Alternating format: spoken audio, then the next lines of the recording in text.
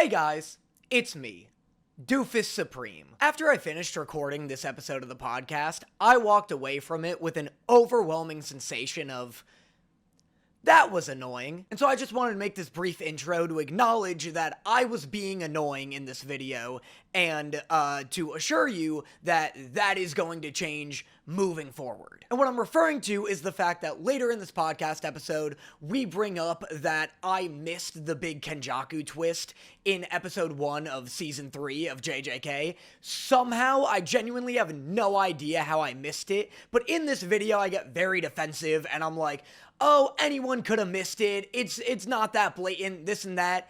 It's so blatant, it's so insane that I missed it, and I really don't know how that happened. And I've been vocal in the past about how I didn't love season 1 of Jujutsu Kaisen, and I wasn't like fully engaged with it in like 2018 when I first and last saw it.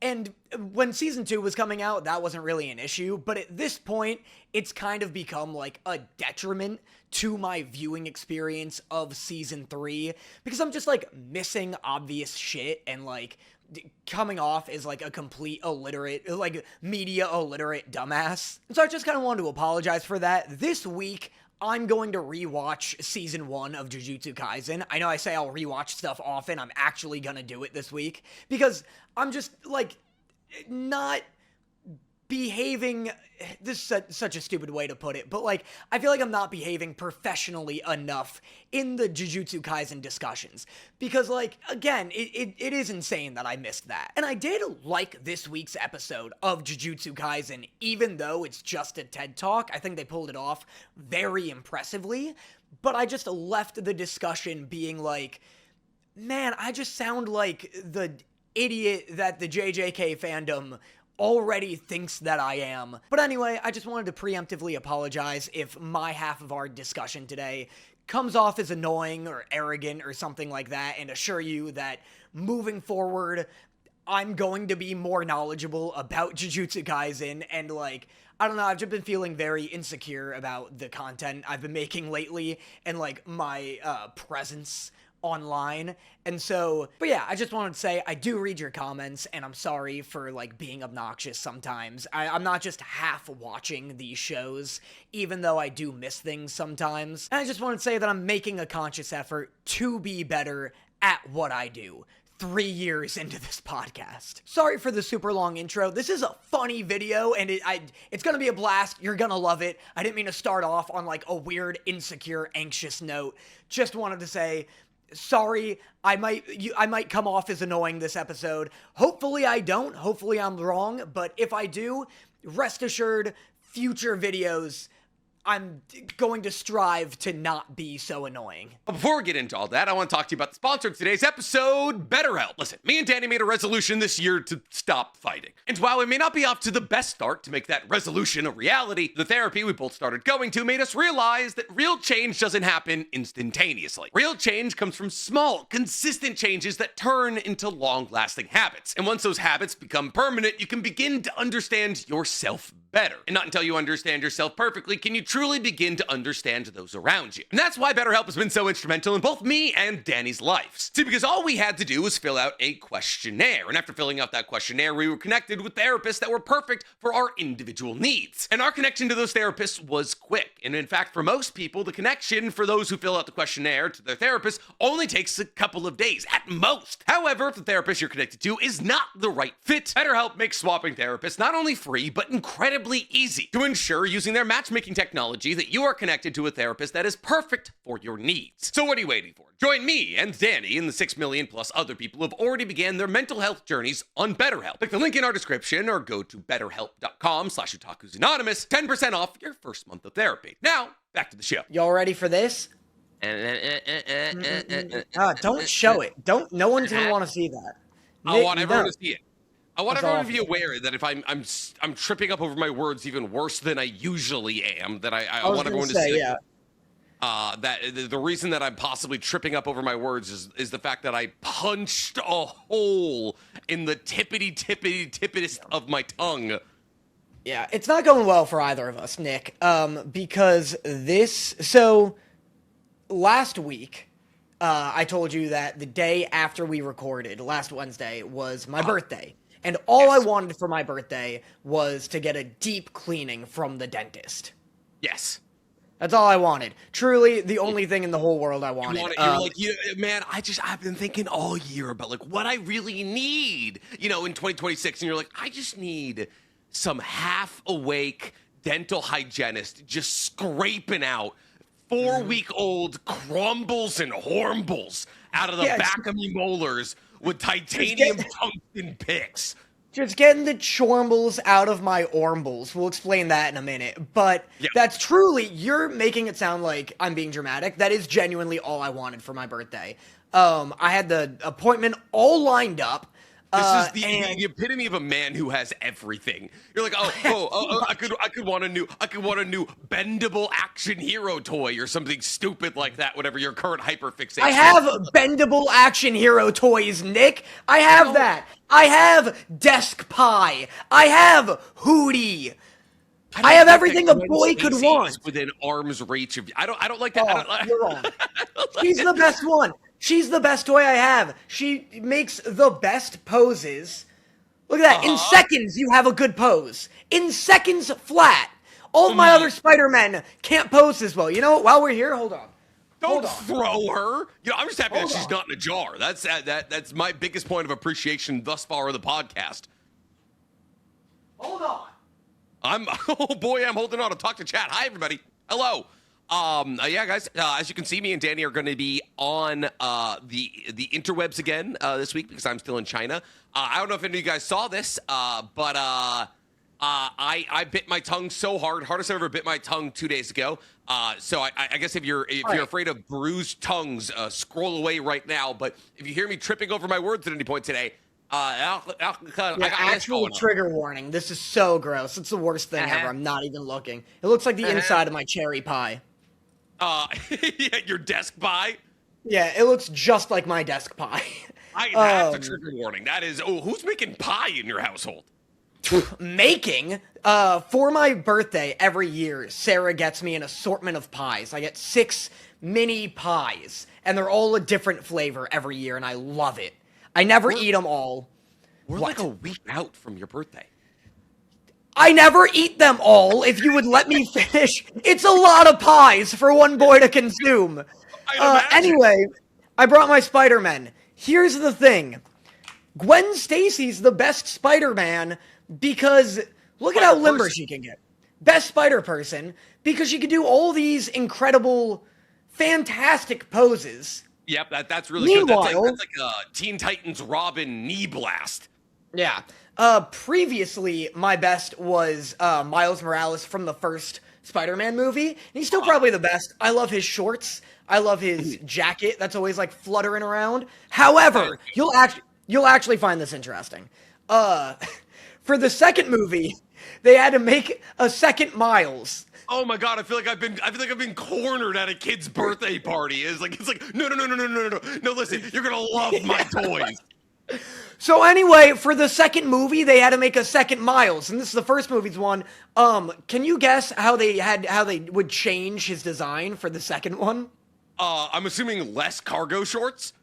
No cargo shorts, which I would say is a worse design. However, they also made him tall as shit. My God, dude, what? There's like bowl. Why is he so stretched out? And so all you want in a Spider-Man, I swear this segment's almost over, all you want in a Spider-Man figure is for them to be as flexible as possible, right? Miles is perfectly lanky. I like how thin he is. I like all of his weird little limbs. However, his torso is one solid piece of plastic that's there's no flex in the middle. So his legs just pop off if you try and crunch him. Oh, no. My boy! He can't do a crunch. He isn't built for it. He's built for getting things off the top of the refrigerator. I know, look, he's like a little Jack Skellington. I don't know if little is the correct word. I hope everyone was this. By the way, was this the Cold Open? Was this was loaded? Was Spidey time with Danny? This wasn't planned. But so anyway, I wanted a teeth cleaning, the Spider-Punk, and then I also have another Miles. And I have 2 other Spider-Men, but I won't get them for now. By the way, every But single anyway. time you view one of Danny's videos, understand that Google is paying him from your views so he can buy more of these flexible spider people. This is where your Patreon money's going. Straight to my Like, Spider-Man. Literally directly into this. But long story short, because I wasted my time talking about my spider toys, I didn't get a deep cleaning because I went to the dentist and they were like, oh, actually, your Connecticut dentist was wrong. You don't need it. We're just gonna give you another fancy teeth brushing again. So I got double brushed. And then fucking mice are living in Sarah's car. So that sucks. But before we go any further, I want to talk to you guys about a sponsor of today's episode, HelloFresh. You may have heard of HelloFresh. They are, after all, America's #1 meal kit delivery service, known for making home cooking easier with chef-crafted recipes and fresh ingredients delivered directly to your door. But this winter, they're serving up even more to love. This isn't the HelloFresh you remember. It's bigger. HelloFresh has doubled its menu. Now you can choose from 100 options each week, including new seasonal dishes and recipes from around the world, all the while digging into bigger portions that'll keep everyone satisfied. It's also healthier, allowing for you to feel great with an even healthier menu. You can choose from 15 plus high-protein menu options every single week, with options like grass-fed ribeye or lamb chops. HelloFresh can even help you eat greener with new veggie pack recipes that have 2 or more vegetables in them. And listen, as somebody who does not have time to run to the grocery store, let me tell you, HelloFresh is a lifesaver in my day-to-day, both when it comes to hitting my macros and hitting my upload schedules. So what are you waiting for? The best way to cook just got better. Go to HelloFresh.com/Otakus10FM now to get 10 free meals plus free breakfast for life. 1 per box with active subscription. Free meals applied as a discount on first box. New subscribers only, varies by plan. That's HelloFresh.com/Otakus10FM for 10 free meals and free breakfast for life. There's Cannibals in my Discord server, which has been an actual issue apparently. I had a Discord meeting today with my mods for like my YouTube channel's Discord, and they're like, yeah, I hope it's okay, we added a new rule, no discussing cannibalism. Because there's a faction of cannibal fetishists have infiltrated my Discord and won't stop talking about it in a serious way. I'm done with the cold open, it's your turn. I don't even know where to start. Okay, so hold up. Let's start with the because it's the easiest for me to tackle right now. For lack of a better terminology here, it's easiest for me to sink my teeth into this. Why is there mice in Sarah's car? Does she not drive?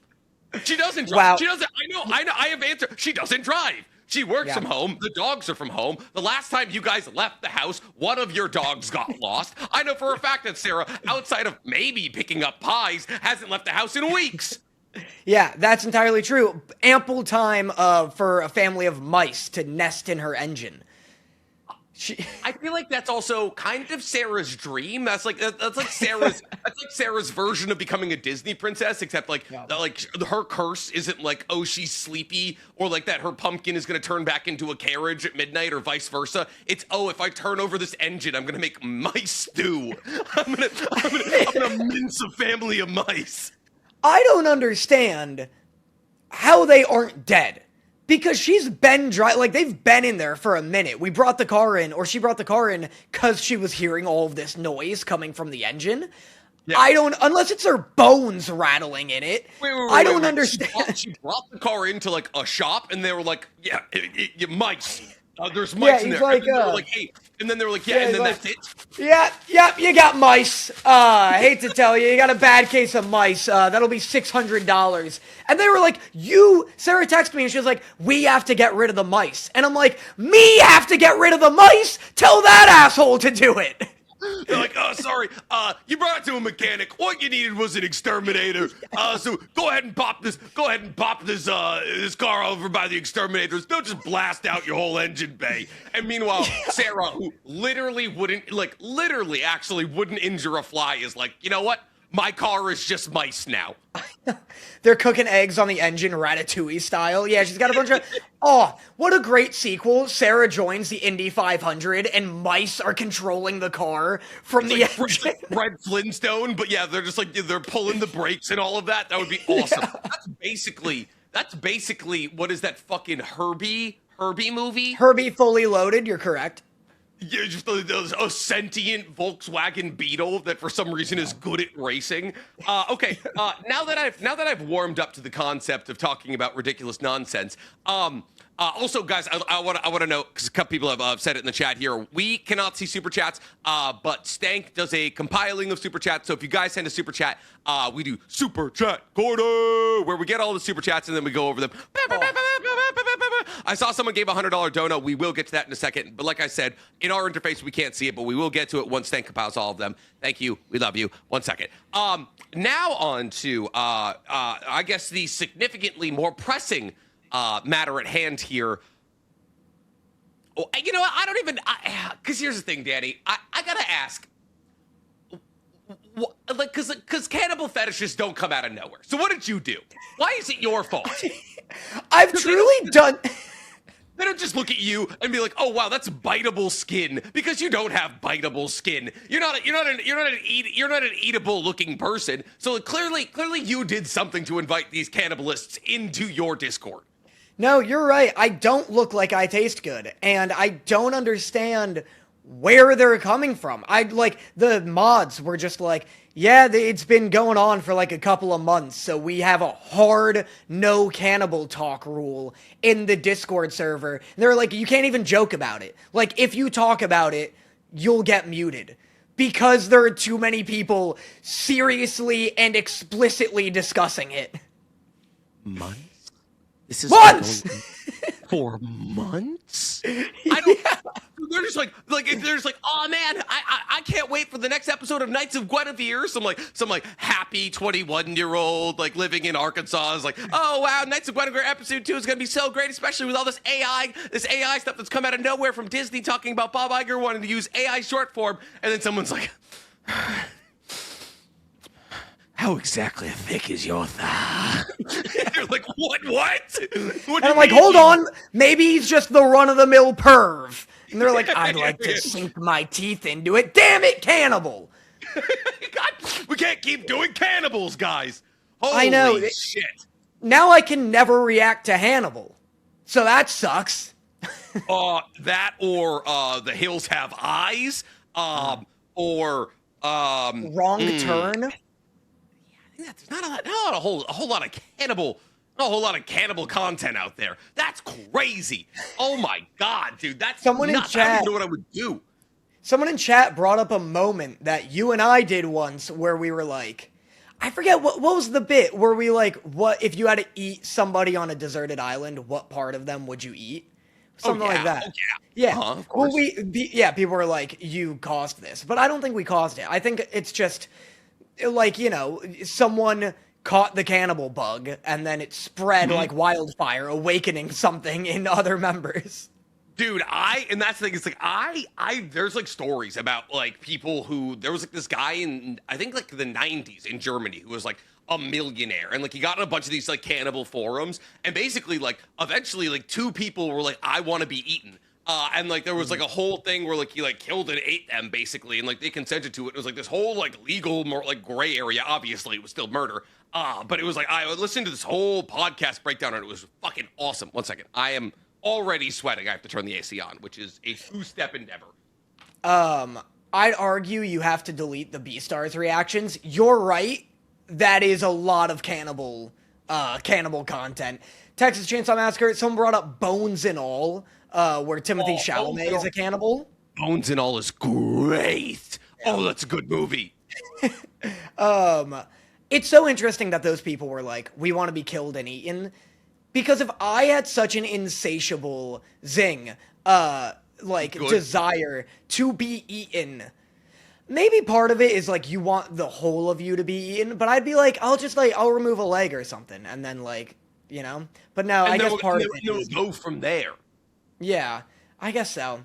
Yeah, so that's my cold open. That's my hell of a life. If you delete the B-Stars reaction, I'll riot. That's it right there. That's what did it. I also, wrapping up the cold open, I injured myself at the gym, being an idiot. What's it called? The barbell, chest press was taken up, and so I went and did dumbbells instead, and I didn't know what my, like, dumbbell equivalent to, like, the barbell would be. It's And much less. It is it's much less. way less. But so I had weights that were too heavy. I got, like, 3 out of, like, I usually do, like, 5 sets of 6. I got, like, 3 in, and then my arms just, like, went like this, and this one was like, what if I just stuck a toe out of the socket real quick? And so this shoulder's real in pain. Oh, did you actually dislocate it? No, but I felt like it raise. Oh, like I felt it like bump out of it a little. Jesus Christ. It like popped in and out. I would have done anything to see Danny go full cat extend with dumbbells. Just roll out of the bench. What was the weight? What was the weight? Tell me what the weight was. It was 65. 65 is not a bad dumbbell press. Yeah. Like it's not heavy. Wow. Oh, I see. Well, it's not pretty good. I didn't accomplish it. I mean, you did it 3 times. That's not terrible. What's it called? Fucking, yeah, it was literally like, I had them up, and then they start come down, I go, I'm sorry! Like, in case it hits someone, I'm just so afraid of getting... that are living in Sarah's car directly under. I'm so afraid of ending up on some, like... I'm so afraid of ending up on some gym TikTokers, like, look at this idiot video, that I was like, I'm sorry, no, I'm remorseful, please! I have a fully formed brain, please. As long as you're not oogling at women and or like using the cable machines to thrust in the air, you should be okay. Yeah. A bunch of people are saying that the second Black Clover trailer came out, and yeah, it did. I simply haven't seen it. It looks like it looks pretty good. It looks. I'm scrubbing through it right now. Anyways, yes, we got a lot to talk about today. Obviously, this is going to be the first real week of this huge season that we're getting into right here. Because we now officially have Frieren started, Fire Force, Vigilantes. JJK is in full swing. Sentenced to Be a Hero got another episode. We got another episode from Hell's Paradise. So this is probably our first true dive into the week of what's already going to be a huge season. But I have a question for you, Danny. Did you get caught up with Frieren? I did. Let's go. Let me tell you Oh, okay. No, I want to hear what you're about to tell me. The horrible bird tournament arc did turn itself around. When we got to fight doppelgangers arc in the magical labyrinth. Yeah, dude, when Frieren fought Frieren. Yup. That was pretty sick. I'm back on board with the magic system now that it's not just like hexagons and blasts. Mm-hmm. Who's shown you that it's not just hexagons and blasts? There's a dude played by Alejandro Saab, and he's on there's a guy with white hair and a sick fucking jacket. He's on his team. Werble. Are you talking about the guy from the northern, battle companionship or whatever? Yeah, that's Werble. There's a guy on his team who makes foliage, like he makes plants, and then turns those plants into metal shards. Yes. And that's awesome. That's really cool.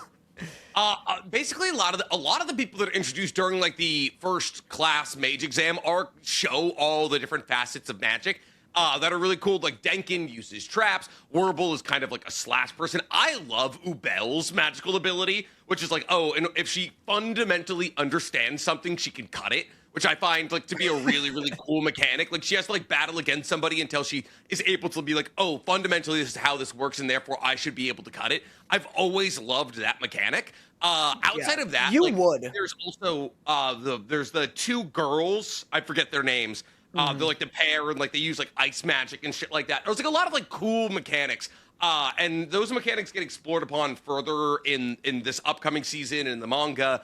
But yeah, so coming out of season 1 now, because now that you're done with season 1, I want to do a full recap. So who's your favorite character? I guess Frieren. I don't usually like the protagonist the most in a show. I like it other than, like, Delicious in Dungeon, where Laios is objectively the best, Yes. unless you want to argue Senshi. There we go. Yep. Yeah. But yeah, usually I don't love the main character as, like, the best character of the show. I don't know if there's really competition in Frieren. Like, Frieren's the silliest, she's the cutest, like... Yeah. And then the problem is, like, Stark and, like, Fern are very much, like, children comparatively to her. And, like, she's, like, in charge of the group. And, like, you get, like, Cian for a little bit, or Cian, or whatever his name was. Like, he's, like, oh, like, Sign. Sign, yeah, he joins for a little bit, and he's like, I love, like, older women. And you're like, fucking hell yeah, dude, whatever. But, like, he doesn't, like, he's not in the story long enough. And then, like, Denkin is kind of, like, introduces a somewhat major character through the first class Mage's arc. Like, he's the most important character out of all of the ones, like, introduced, I feel like. But, like, yeah, Frieren, I feel like, is the runaway choice for favorite character in the self-named Frieren anime. Yeah, anytime I think of, like, a standout moment, other than Stark fighting the dragon, and I do like Stark, I think he's really, like, would be my only second, but there's a gap. Anytime I think of, like, a standout moment, it's involving Frieren. Yeah, 100%. Like you said, like, Frieren versus Frieren, where they're both, like, floating up in the air and, like, guessing exactly what, like, each other are about to do, and there's, like, a fucking litany of lasers, and just Fern, like, hiding behind rubble, waiting for, for a sniper shot at Frieren's head, like, JFK. I like... If I had to pick a non-Frieren character to be my favorite, I really do like the drunk priest from, like, Frieren's Memories. He's great. And then also, Sign was so cool. Yeah, Heiter. Yeah. Heiter's yeah, great. so out of, now that you've seen the first 28 episodes, what would you give the first season out of 10? Oh, I don't know about asking me none of that. What do you mean? I don't know. It's hard to tell. Like, because it's still so personal taste. It never, like... Episode 1 is still my favorite. Like, episode 1 has the most, like, interesting concepts and, like, the most interesting executions of a lot of those concepts and a lot of the themes. And it never really, like, hits, like, Takapi's Original Sin or Wonder Egg Priority levels of, like, oh, this is, like, going to change my life like it has other people.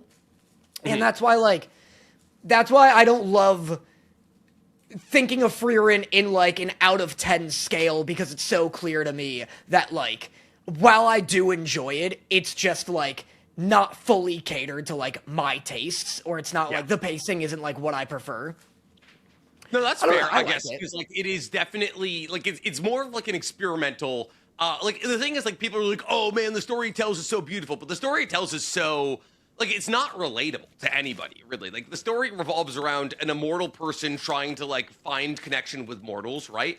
I'm not saying, like, there's no aspects of Frieren's story that are, like, are not relatable to anybody. But, like, the main crux of the argument of Frieren's plot is that, like, oh, like, this immortal person is struggling with the concept of reaching out to the mortals in her life because, like, life may seem so fleeting to them, but to her it's just like a blink of the eye kind of situation.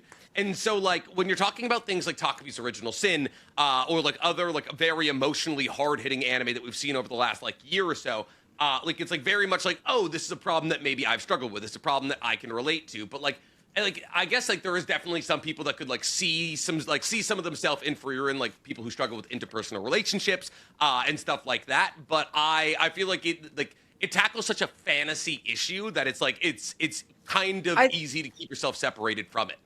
I think you're looking at it too literally, and you almost, like, scratch the surface of where people will find relatability, because I find it very relatable in that it's less about, like, oh, this person's immortal and, you know, this and that. I think it's more about, like, someone who doesn't necessarily, like, see the value in interpersonal connections and is learning the value in those. Like, Frieren doesn't see the value in them because her life is so long, but other people are, like, work-oriented, for example. And they're like, oh, why would I waste my time going out to bars or, like, hanging out with people and watching a movie when I could spend my time, like, burying my nose in work so that I have a comfortable retirement and I have a bunch of money. You know, I think it relates to people like that. I think it relates to people who are like on the autism spectrum, because like Frieren, a lot of people have said, is very like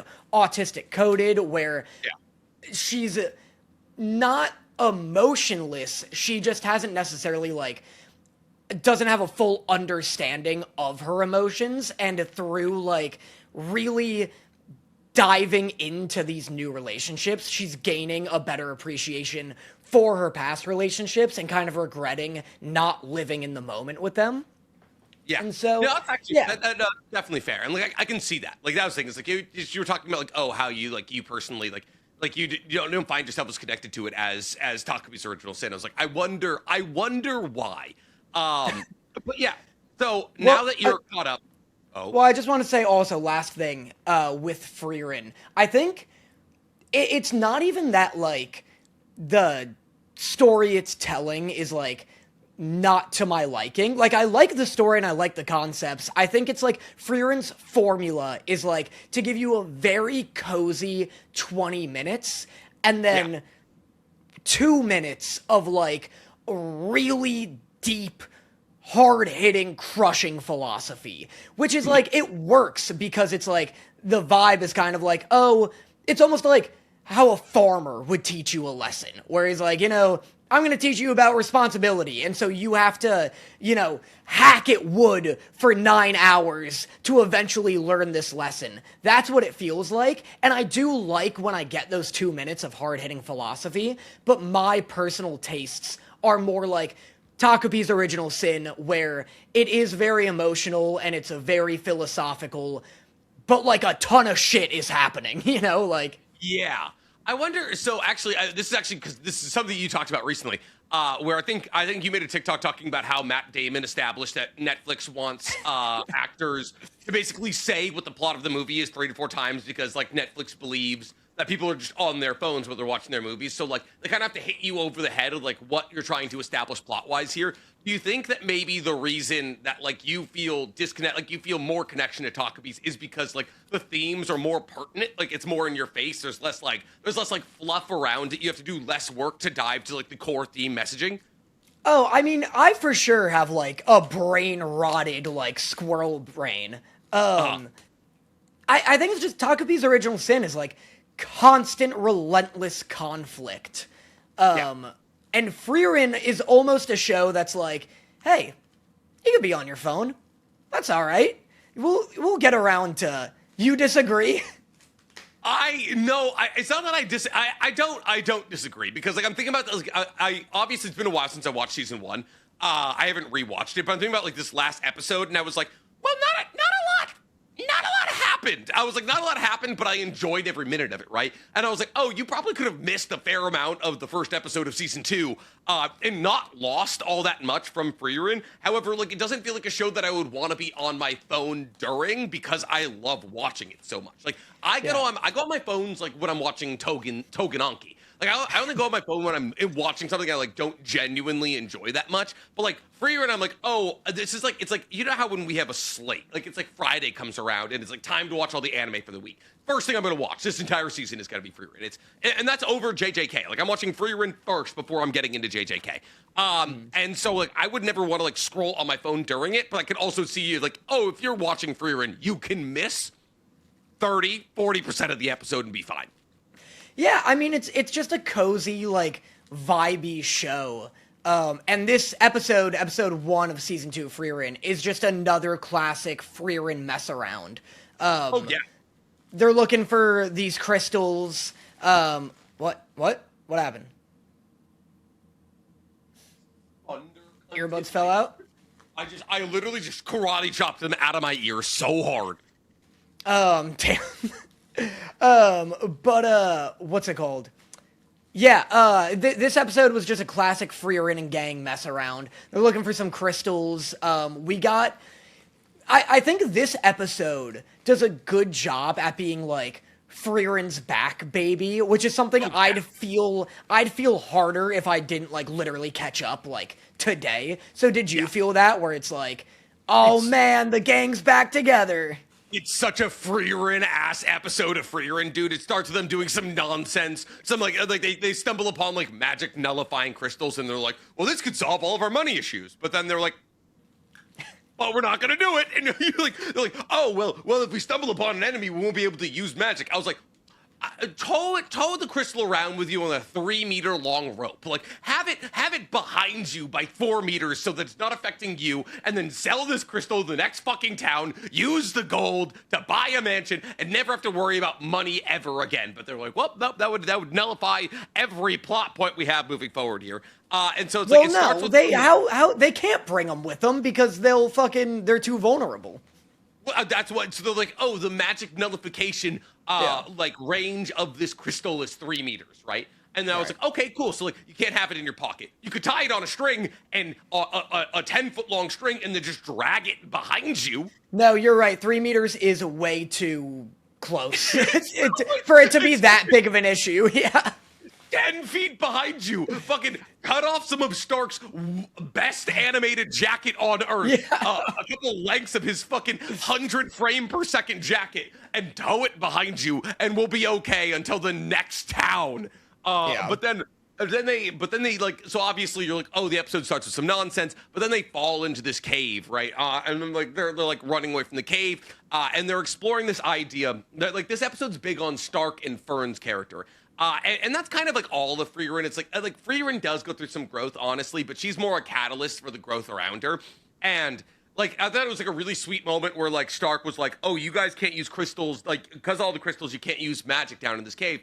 And so it's like, oh, everything is like on to me. And like Frieren's knocked out in the cave, and Stark is like, how can she sleep so good? And she's like, oh, because I trust you. And so like there's I thought there's a lot of like really awesome like character development and character growth in this episode, where Stark had to realize like, hey, these people trust me because like they understand my strength, and even if I have some like things that are deterrents to my character, like they still trust me and love me as like as a person. And that was obviously that character arc ran perpendicular with Fern's character arc from this episode, which is that like, oh, Stark is getting actively recruited from Wurble. And Fern has basically, like, she's an orphan from the southern part of the continent who lost her parents in a war. And so, like, there's very much a talking point being built around, A, the fact that Fern uses magic as a security blanket. Like, oh, she's like a very talented magician, but like she's talented in magic because like it's a way for her to keep the world at bay, to make sure that like she doesn't lose anything more. But also, like, we see her dealing with the idea of possibly losing Stark. And like that would just be another thing that she would lose. And then like there's that reinforcement that like, oh, hey, Stark cares about you, and like therefore you don't have to worry about losing him. And I thought it was really cool that Frieren gave Stark like Frieren knew that Stark wasn't going anywhere, like knew that he was a man of his word, that he had promised to be with them, and like he was going to stick around. So she was like, hey, you go talk to them, go have a night with the boys kind of thing, but like I know he's coming back. So I thought those are like in terms of like, oh, classic Frieren episode, it was like there's some bullshit, there's like a fucking ridiculously well animated flashback to Frieren's original party battling again against like some kind of like gigantic dragon, and then there's like an incredibly emotionally hard-hitting arc for two of the characters. Yeah. The flashback was ridiculously animated. That was so sick. We're so back in the 90s with animation, it's insane. There's been such a trend recently of just like the darkest animation of all time. And not like theme-wise. Like it's like we're back to like 90s lighting. It's crazy. Yeah. No, I agree. But yeah, this was very like Stark and Fern oriented, which is like half the episodes for sure. I love the idea that it's like Frieren reflecting on someone she cared really deeply about while also traveling in a party featuring like young love, like two characters in a blossoming relationship. I really like that. I do miss Sign. I thought Sign was such a good addition to the party and such a cool like counter to Frieren, where he has his own type of like elderly wisdom. He wasn't that old, but I like Frieren, like you said with like Stark, how she does have, even though she's a little like, you know, aloof and goofy sometimes, she has this wisdom that she's gained from like centuries of life, where she's like, oh, I know people like Stark, he'll be back. And I liked Sign being a cynical counter to Frieren, where he was more like, fuck the world because I'm so old. So I hope he comes back, and I'd love I just love their kind of duality. Yeah, I actually, like, so this is about as far as I've made it into the Frieren manga. Like, I think, like, next arc is as far as I made it into the Frieren manga. So I actually don't know if he ever comes back. I hope he does, because, like, they sent him off to, like, go try and find his friend, right? And there was, like, this, like, he has a very short character arc where it's like, oh, hey, he's met the party, and they're like, hey, you should go off to, like, do the adventure you always said you were going to do. Because, like her original party was 4 people, so you would hope that, like, her new party would also be 4 people, but honestly, who knows? But did you like this as, like, in terms of, like, what you saw from season 1 comparatively to, like, what we're getting in season 2? Do you like where we're going? I liked it. I liked it a lot. I usually, like, my favorite parts of Frieren are those, like, Heiter moments where someone is giving, like, some really hard-hitting wisdom that feels like they're coming from someone who has lived a thorough and rich life. And I didn't get, like, a moment necessarily of that here, but that's just, like, it usually comes from, like, running into an older character. But I liked it a lot. I love Fern and Stark. I think they're very fun, and I like seeing their relationship, like, blossom. But yeah, like I said, just a classic Frieren mess around. Yeah. I also loved the goopy ass lava beam we got from the cutback there. Dude, whenever stuff just starts getting fucking melted, quickest way to my heart. Yeah. Quickest way to my heart immediately. How do you feel about the sub? Because we watched Frieren in dub, and we both love the dub cast. Did I watch it? Is it not being simulcast? No, it's not. You watched it in sub. I did. I honestly, I don't even think I noticed. You're right. I did watch it in dub the first time because I watched it a couple of months after it came out. And the dub is incredible. Frieren's dub voice actress. Oh, dude, it's always so funny. There's a meme that goes around the internet where it's like, oh, I hate dub voice acting, and then it's the hottest woman you've ever heard speaking over the voice. That's what Frieren's voice actress does to me. Like that, it's the best. She's the best. I like this sub. I feel like I haven't really noticed, like, the fact that I didn't notice, like, that I was watching sub, I think tells me that I like the sub. Yeah, I like the sub. I do think Frieren's voice actor in dub is phenomenal, like you said.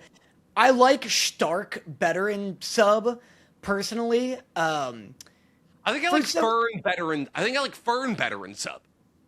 I like them both in sub more. I don't mind. I think Fern is, like, equivalent sub and dub. I like Stark a little more in sub, personally. Awesome. All right, cool. Well, that basically wraps up everything we had with Frieren, which brings us to our first scheduled Super Chat corner. All right, so Daniel, we got a couple of Super Chats to get through here today. So first Super Chat from Blastboy 8000. Love the pod, except for the Scooby-Doo reactions. I asked before, but have you checked out El Guapo versus the Narco Vampires? It's a really cool pilot. Nope. I don't even know what that could begin to, I don't even know what that, I was gonna say, you need to Google that expeditiously. I'm Googling it. El Guapo versus the Narco Vampires. I think it's from the guy who made El Tigre. Oh, I think we talked about this last week, didn't we? Yeah, I think so. Either that or 2 weeks ago. It looks cool. Is this an animated TV show about a guy fighting drug-dealing vampires? Yeah, that's exactly what it is. It's like a luchador-ass dude with, like, a Helmasiac-ass... No, he's with, like, a priest, and then there's, like, a Helmasiac-ass, like, vampire woman, which I think is, like, a callback to Dusk Till Dawn. Yeah, I'm seeing a lot of, like, differing... Like, some of this is, like, 3D animation, some of it's 2D, but it looks sick. I'd check it out. I don't know what it's on. Awesome. That is probably YouTube. If I had to guess anything. Fright Night 15 asks, Nick, have you started Strange... Or let's try that again. Fright Night 15 asks, Nick, have you started Fate Strange Fake? It's peak. You got to get Danny on it. It's the best jumping off point for Fate for new people in years. That is 100% fair. I've watched the first... Well, so there's, like, episode 0, which is 55 minutes long. There's episode 0 again. There's, like, the movie, episode 0, 1, 2. I just finished episode 2. So Saber's been introduced. They're in custody. Saber basically just broke them out. The assassins just out there ripping through the police chiefs, like 30 or so, like heroes, all that. Fate Strange Fake, Danny, you actually would like, and they are right. It's a really good jumping off point for people to join the Fate universe because it's not tied into any of the other Fates. It's like a one-off kind of situation. It's like a fake Holy Grail war. Very, very good. I'm enjoying it. The animation, obviously it's Fate has been ridiculously peaked. Anytime I get Gilgamesh and Akidu in the same universe, I'm going to be a happy, happy boy. Omitted Bow asks, question, do you think that Dragon Ball characters would be affected by Genjutsu, the Art of Illusion? Because I think the answer is no. Friends say no. A lot of people tell you that Genjutsu is only capable to be used on people with chakra. I don't believe that to be true. Genjutsu uses chakra to augment people's five senses. But I think the answer is yes, but I don't think we'll ever know, unfortunately. I think you could just clap in front of Goku's face, and that would cause him to be in some type of illusion. I mean, there's literally one of the most like powerful moves in the Dragon Ball universe is Solar Flash, which is just a high beam blast to the goddamn eyeballs. It's so tough being on an anime podcast with someone who knows so little about Dragon Ball. Solar Flash? Yeah, we're gonna get fucking devoured. People already barely like this podcast. You can't go around saying Solar Flash. Oh, I'm sorry. I mispronounced Krillin's fucking bald head move. What do you want from me? Oh, Krillin put a new layer of shoe shine on his forehead and calls it a different ability. Fuck off. Last Boy 1000 says, watch him pull Spider Ham out in a jar. I'm assuming you don't have Spider Ham, because Spider Ham probably isn't a highly augmentable toy. Oh my god, he has Spider Ham. Does he have every one of the spider people? Yeah, Solar Flare. You spelled flare wrong. Don't even yell at me. Go on. What is it? What is? Oh my god. You hadn't even opened them yet? Gwen Stacy comes with a Spider Ham. And also, like, a schoolgirl Gwen Stacy. But I didn't give a shit about Spider Ham, so I kept him in the box. You kept him, dude. There's so many pieces to that. There's a lot of shit. There's a camera. There's webs somewhere. There's a lot of Spider Ham. That's the Spider Ham web. I just wanted the Gwen. I don't need all this shit. I don't know why. Yeah, you don't need schoolgirl Gwen or Spider Ham. That's crazy. So it's not in a jar. It's in a box, ladies and gentlemen. Somebody said Danny Motta or Silver Spectre do 5 RP said Danny Motta Supremacy. Genuinely, you're my favorite YouTuber. Nick is cool too, I guess. All right, we're gonna blow right past that one. That was mean. Let's go. That was I didn't need that. I didn't need that today. I don't think Danny needed that. Danny's got enough toys, guys. You don't need to add to his ego. Tarzan Man 1996 said, Danny, I drew your OC but had to send it to your email. You said to DM it to you but never got back to me. Hope you liked it. Nick, you're next. Love you guys. Somebody drew your OC and sent it to you. Who? What was their name? Tarzan Man 1996. But had to send it to your email. But yeah, our DMs are flooded constantly, so that's probably why he didn't get back to you. Email is the best way to reach out to me, that's for sure. What is your OC? Are we talking about Squirrels McGee? Yeah, it could be Squirrels Johnson. I don't know. I'll look into it. I'll check my DMs again and stuff. Okay, and then Taco Lord with a $25 donation. Won't be staying the entire pod, but just wanted to give you my support. Really support you both. Keep up the great work. Maybe be less funny. I've almost crashed my car listening to your podcast too many times from laughing. Nice. I mean, that's good. That just seems like a maybe don't listen to us in the car kind of situation. That's like I don't disagree. take a drive. Go to Otakus Anonymous and drive. I want the crashes. That actually would probably be good. That's great for us. Like that's good viral marketing. We don't want you to be hurt, but like, like a police report is filed, and it's like, what caused this crash? And it's like, Danny put coyote shit in a box. Yeah, yeah, boy did he. Oh god, I just got heartburn thinking about that. Specs with a $10 donation. I have a kind of strange question. If you could write an anime, manga, or any other kind of media, what would be the core themes of the story, and how would you portray that in your medium? Me and Danny have talked about making a manga many times. I've kind of bounced around on what I want, whether it was like a prison fight. We had what was it? Fists in Cuffs. Fists in Cuffs was great. SEAL Team Shinobi has been a talking point for a Oh, while. that's cool. I love any time you take like a fantasy world and make it like gritty and tactical and shit. Yeah. But what So themes? what'd you say? What themes would you do? I'd want to do like, man, I don't know. I feel like I'm trying to think of like what anime have been really impressed me with their themes recently. And like obviously like Takumi's Original Sin is probably thematically the most impressive show we've tackled in recent memory. But like I don't know if I want to tackle like how difficult it is to be a child in the Japanese countryside. Right. Yeah, I always like tackling the idea of like someone who's just like way in over their head. Like most of my short films are kind of about that.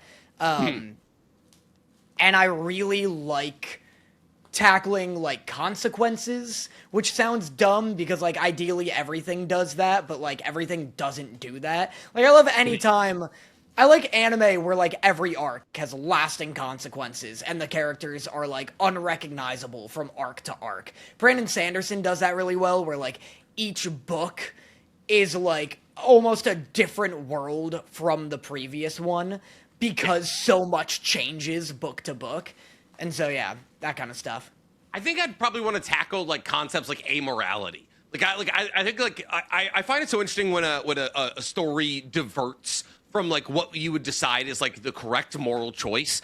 And so like that's been one of my biggest fixations on Boruto recently is the story is that like, oh, the characters are like, we have to kill this political figure because they're getting in the way of like us doing ninja shit.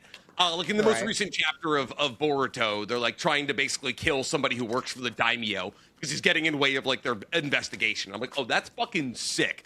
So yeah, like immorality, like how like moral lines can blur on a battlefield. I think that's probably something I'd want to tackle, just because like even while I don't know anything about it, like I've obviously like never fought in a war or anything like that. I find it very interesting when you subvert from beyond what the audience expects in terms of a moral compass.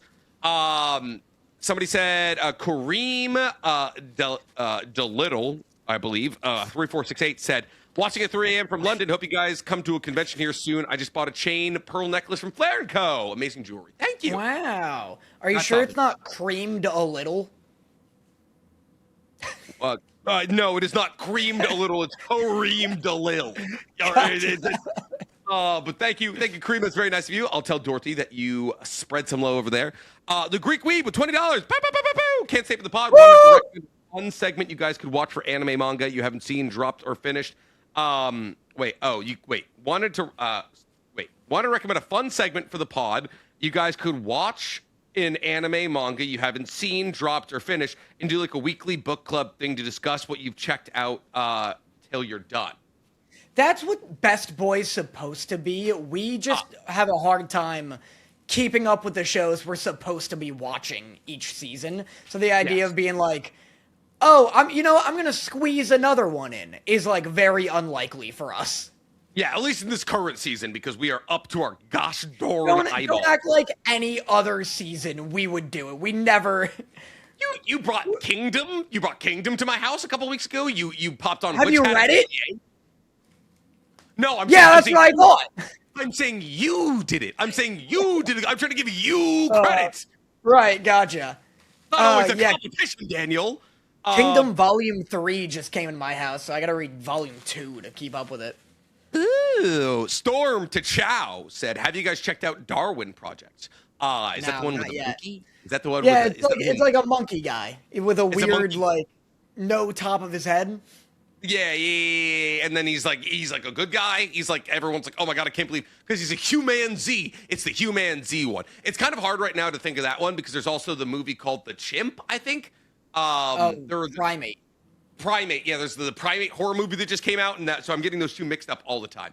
Art80385 says, you guys need to watch You and I Are Polar Opposites English dub. It is a really fun dub. It's a romance comedy with a ghost story level dub. Interesting. You and I are polar opposites. Crazy. The ghost story level dub is not reassuring. Yeah, first off, not exactly the pitch that we need in 2026, that's for sure. How many more do we have? I feel like we should talk about anime soon. 2. Okay. And then Ethan Riff with €20. Thanks, mate. Woo! Thanks, mate. Love the podcast, Danny. But sorry. Wait, love the podcast. You can't but know sorry, he's Danny. Australian. I only watch. No, I'm doing Scottish. I only watch Nick's MC videos. I think he means NC, but it's different in Scotland. Thinking of getting an anime tattoo. Any advice? From the UK? Oh, not from the UK. Oh, so Scotland is not in the UK. Wait, is Scotland in the UK? No. I know Ireland's not. I don't want to offend any British. Scots out there who don't want to be a part of the. Anyways, from the UK, by the way, trying to get I'm trying to get you guys to be invited to the UK convention. Love you both. Yeah, everyone wants us in London. Me and Danny would love to be in London. If me and Danny get paid and invited to go to London, we'll fucking go in a heartbeat. Oh yeah. What in terms tattoo of should you anime get? tattoo, I don't know, man. Who's your favorite character? Yeah, it kind of depends on what anime you like. I always love the tattoos that are like a manga panel, not like a manga panel like colorized and like reinterpreted. I mean, literally, like I want to see the border of the manga like on your arm. Manga panel sleeves always go hard. I've seen a million of them, but they're always very good. And so as long as you have an artist who's able to like faithfully recreate whatever manga panel you want, it's gonna look good. Like it's a low barrier of entry in terms of difficulty, so you don't need like a crazy good tattoo artist. So yeah, manga panel tattoos always go hard. And our last one that we're gonna do right now, what's your opinions on this from Mad Dwarf King? What's your opinion on Rab So Petty's hood dubs? I have no idea what that is. Now I don't even know what that could begin to be. I assume it's a YouTube thing. I assume it's like a silly dub. I watch a lot of Yu-Gi-Oh! Jamaican dub, which I find very funny. Yeah. It's not like the official Jamaican dub. No. It's like a comedy thing, but Yeah. hood dubbed. I think that's gonna give you. I think it's gonna give you a lot of. That's an entire genre of content. Yeah, I guess it is. Oh my yeah, God. I haven't. Rab So Pretty. No, it's like he's a YouTuber. Yeah, I haven't heard of this. I almost thought I'd heard of it, and I was like, oh, it's probably gonna be this dude I'm thinking of. But no, I haven't seen any of this. I'll check it out. I like stuff like this. Yeah, it's like an entire subgenre. It's actually a lot of I think some of the genuinely most creative content out there comes from people like doing like redubbings of anime. It's fucking hilarious. All right, let's get to one that we can probably just blow directly through here. Do you watch this week's episode of Vigilantes? Fucking hell! I keep forgetting this show exists. Yeah. What are my notes? This wasn't as bad. This one I had some fun with. It's a fun episode, but boy, oh boy, does a whole lot of nothing happen. This one's funny. There's this giant praying mantis monster. And Yes. I can't tell if this show is, like, making fun of, like, woke people, or if the show is genuinely woke. Because I feel like their messaging is getting confused this episode. I wrote MLK, but the M stands for mantis. I was trying to do the entire MLK thing, but I was like, I only got mantis. I got mantis likes Mantis long. longs for connectivity was spelled with a K. This show, yes, it was wild. There was like some actually genuinely good talking points about like creating more inclusivity for minority groups, like because it's like, oh hey, my body no longer functions within like the set parameters that society has set up for me. Well, it's funny and confusing because he's a giant praying mantis monster, and he's like, my apartment building isn't accessible to giant praying mantises. And he says those exact words, and I'm like, yeah, like, I'm very for accessibility. I almost said exclusivity. I'm all for exclusivity. Mantis-based buildings. I'm all for accessibility. Like, but how many fucking mantises could there be? Like, it's gotta be such an impossible task in the My Hero world to be like, hey, I'm a big-ass orca man. Where's my accommodation? And it's like, I couldn't have known you'd be an orca, you know? You didn't exist until you were born. You are the one and only kind of person who needs sonar-based walls and oceanfront property. It's not like Zootopia, where there's an established quantity of animals. It's like one day, there will be a man who's an elephant, and he needs to be able to fly a plane. Like, Yeah, it's like, oh yeah, hope you made all of the Boeing 737 cockpits big enough for a goddamn giraffe's neck, bitch. Yeah, so it's like tough because like this is one of the only instances where I'm like, I don't know if this is entirely the government's fault to not like keep up with this. Listen, there's at least 3 mantis people, because all of the people that Aizawa is constantly like infiltrating the store of, those are all like manti guys. But like only one of them is perma mantis. Right. And then there's a part where he goes, the city needs more accessibility for minority groups. And then one of the other guys who's sitting with him is like, damn, all you're doing is whining about your life, but it sounds noble when you put it like that. And I was like, so does this show like calling him a whiny bitch? Like, you know what I mean? Like, yeah, they're also like doing it, they're packaging it in such a way that is like very like eloquently spoken. Like it's like we need to be like more inclusive of our minority groups here. Like I no longer fit within the parameters that the city has set for me. But then like the 2 other guys are like, well, why don't you just go to like the assigned living places? And the guy's like, well, why should I have to like why should I be like withheld from like living a freer life because of how my body is structured? And then they're like, hey, where do you poop? And he's like, I covered my entire bathroom in shit. And it's like, what are we aiming for here? I know, it's like, yeah, they were raising, like, really good points and, like, saying them, like, very eloquently, but it's so tough to understand. It, like, yeah, the show will then, like, belittle the points that it's making by being like, yeah, you're just kind of complaining all day, but maybe someone should do something. And it's like, well, don't say he's just, like, whining about his life. Like, yeah. This like, dude can't shit without destroying a bathroom. Yeah, like he's literally living in your warehouse that's filled with dick pills and hair growth serum. Like he's not living a good life right now because of how his body is. And so I thought that was rather interesting. I thought it was like kind of funny, but like at the same time, I was like, yeah, I feel like we are kind of complicating the issue here. I also thought it was wild that in this episode they decided to introduce food kaiju.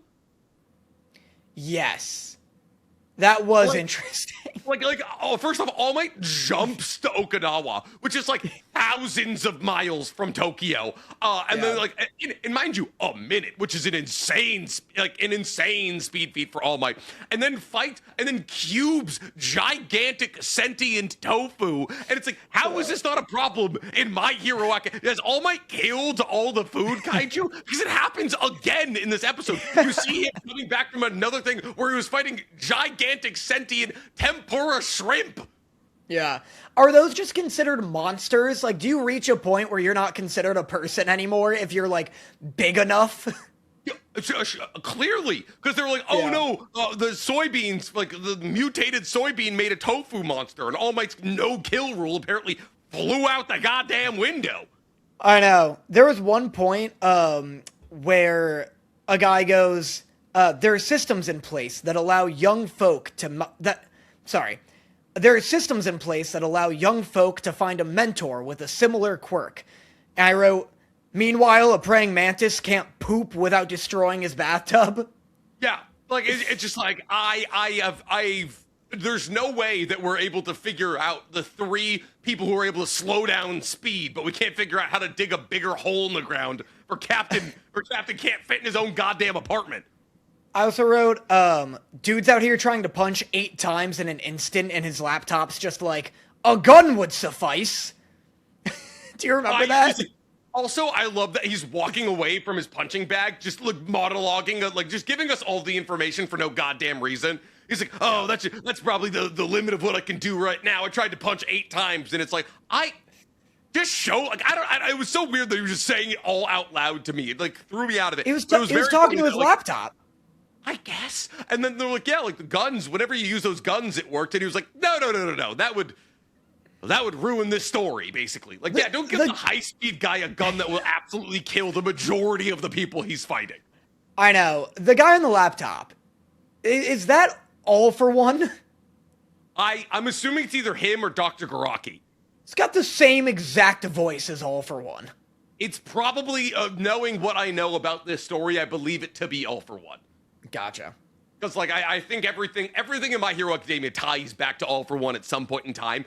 Also, I want to talk about something that I feel as though this episode breezed over way too quickly with no actual conclusion. So they introduce a group of Mecha Godzilla karate members that are trying to gang SA high school girls, and the Crawler comes to stop him, to stop them, and then they launch a series of missiles at him with their fingers, not very karate-like, and then, he's like, oh, I was able to deflect the missiles later on in the episode, but, from what we see, he gets defeated by the Mecha Godzilla karate team just in time for the 14-year-old scantily glad dressed Pop Step to get there, and then they cut away as she's screaming because all of them are like, hey, Pop Step, let us train with you, let us love you, and then they cut away as she's screaming gross, and then we never hear from them again.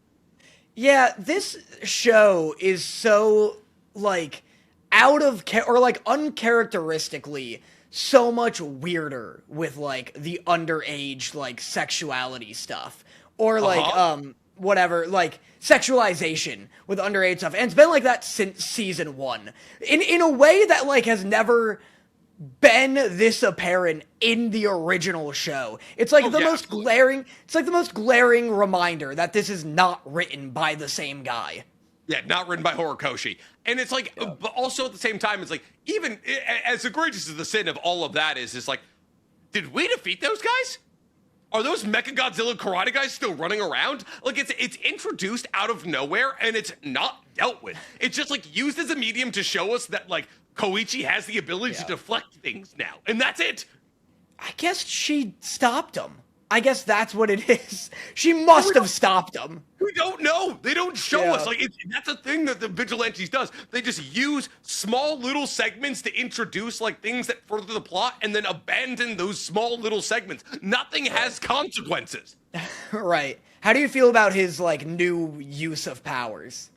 I mean, I guess it makes sense. And then they introduce the fact that he's able to fire basically Hadoukens, and then they're he breaks a window, and they're well, we can't use that ever again. It's a sumo style. He better use it again. That'd be so stupid and ridiculous. But yeah, if he can do that, he better be able to suck things from a distance, because this makes so much less sense than if he has kind of a force pull, because all throughout the show, his power is suction, but also movement, right? And so he has propulsion to allow him to move. His power has been the ability to repel. That's why he's able to glide, because he can repel his body from the ground. Yeah, I guess so. Well, but then he climbs onto buildings with it. Yes, because he finds the inverse of his ability. That was recently. That was this season where he figures out, he was able to, clamp himself onto the side of the bullet train. I guess so. No, you're right. Yeah, he was. I always, just considered that he was suctioning. But yeah, I guess regardless, he should be able to pull stuff. 100%. It is a really cool exploration of how this ability that seems relatively simple could work. It is introduced, and that's kind of a thing that I feel you really like about the My Hero Academia universe. It's finding ways to get creative with your quirk, and it's we got introduced to this quirk at its worst. It's I need to put 3 points of contact on the ground to slide around, and I get to be fucking sliding Joe for a little bit. And you're it's stupid funny. Quirk. It's funny that he's I just forgot I didn't actually need to do that. Yeah. Yeah, because that's a classic MHA-ism, where it's my quirk works differently because, when I was a kid, I was out of control with my quirk, so, I suppressed my ability to use it the correct way. Mm-hmm. It's it's like Todoroki with his fire. He doesn't use his fire because his mom got burnt, and he hates his father, all that kind of thing. It's don't worry, there's always more to the quirk that we realize. It's just there's childhood trauma has stopped us from using it to its fullest potential. Well, Todoroki's different because he's making a conscious decision to not use his fire, whereas this guy, genuinely thought he needed 3 points of contact, and then he's oh, that's right, no, I don't. Yeah, something like this exactly happened in MHA, and I cannot remember with who. Somebody at some point was oh yeah, I've been using my quirk the wrong way this entire time because something happened to me as a child. And I do not remember who it is. But anyways, yeah, I guess, I don't know. This episode was fun ish. I thought it was weird that the main characters of the story don't show up until 14 minutes in, and the most important thing that happens in the first 14 minutes of this episode is that a police officer takes a bath that makes him smell good. Right. Yeah, I did notice that they didn't show up until, like, way later, which, again, is kind of weird for Vigilantes, because it's like, they're spending so much time on the established heroes from My Hero, and it's like, if you're being a spin-off, like, I'm more interested in the spin-off characters. What? It was twice. I love having a live chat. I love having a live chat filled with hundreds of people. It was twice, 100%. Twice, like, it gets revealed, like, oh, Twice isn't able to use his quirk at, like, the highest level of his ability because he was like, oh, I lost my mind using my quirk. Yeah. Yeah, it'd be funny if it was Hawks, and, like, in Season 7, Hawks is like, I've been using my quirk wrong the whole time. I'm actually a crab! Yeah, yeah. Just busts out crab neck, like, crawls out of his skin. He's like, yeah, like, this is why I suppressed it. They're like, all right, but how were you a hawk this whole time? Like, my quirk is I'm whatever I want to be. It's like, what the fuck? It's like Sun Eater, but like he's just like whatever. It's not what he eats; it's what he wants to be. But all right, that's enough for Vigilantes here. I want to dive into. Man, we have so much to talk about here. We should do like worst to best. What do you think was, I guess, technically the second worst episode of the week? Second worst episode of the week was probably. By the way, clarification: that doesn't mean Frieren was the worst of the week. We just coincidentally talked about Frieren first. Vigilantes, I guess, is technically the worst because we keep forgetting we're watching it. The only reason, like, Crunchyroll was being weird when I was in Harbin, and I was like, it wasn't allowing me to download it for the flight, and I was like, what if I just didn't watch it this week? Like, I was close. I got a couple more Vigilantes episodes in me until I have to have a serious conversation with this story here. I would say second worst after that would be Fire Force. What? I'm not saying Fire Force had a bad episode. I'm just saying everything else was pretty good this week. That's crazy. That's crazy. Fire Force is so back. It's not as good as season 1 or 2, but this is like the best of season 3. Okay, then what would it be? No, we're talking about Fire Force now. No, we're talking about Fire Force now. Hell's Paradise, you're out of your mind. What's happening? I liked everything else. What do you want from me? There's a very little gap. Everything from this week outside of Vigilantes was very good. I have no real idea of what's better and what's worse. Okay, that's fine. Let's talk about Fire Force. Okay. All right. Worst of the week. I liked this episode. I'm just saying, like, oh, it's not as good as I enjoyed everything else. Listen, unlike a lot of other fans from JJK, have the ability to read, and I enjoy when JJK does world building. And so I liked this episode of JJK. If that's the answer you wanted from me, Danny, I'm not gonna give it to you. Sure. JJK episode 3 of season 3 got a 7.7 on IMDb because nobody in this fucking fandom knows how to read. Hey, Nick, guess what? If I wanted to read, I'd pick up a fucking manga. Oh, okay.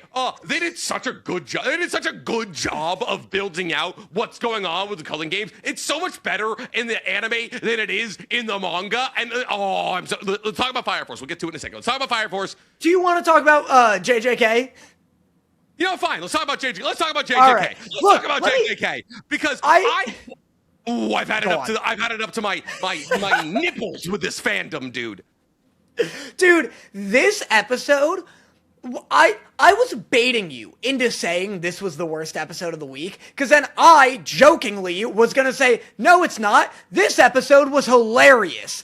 I was cracking up during this episode. I was having a real hoot and a holler with just how buried into its JJK-isms it was. At one point, Tengen goes, now let's begin to discuss so-and-such. And I was like, what do you mean? I'm 14 minutes in.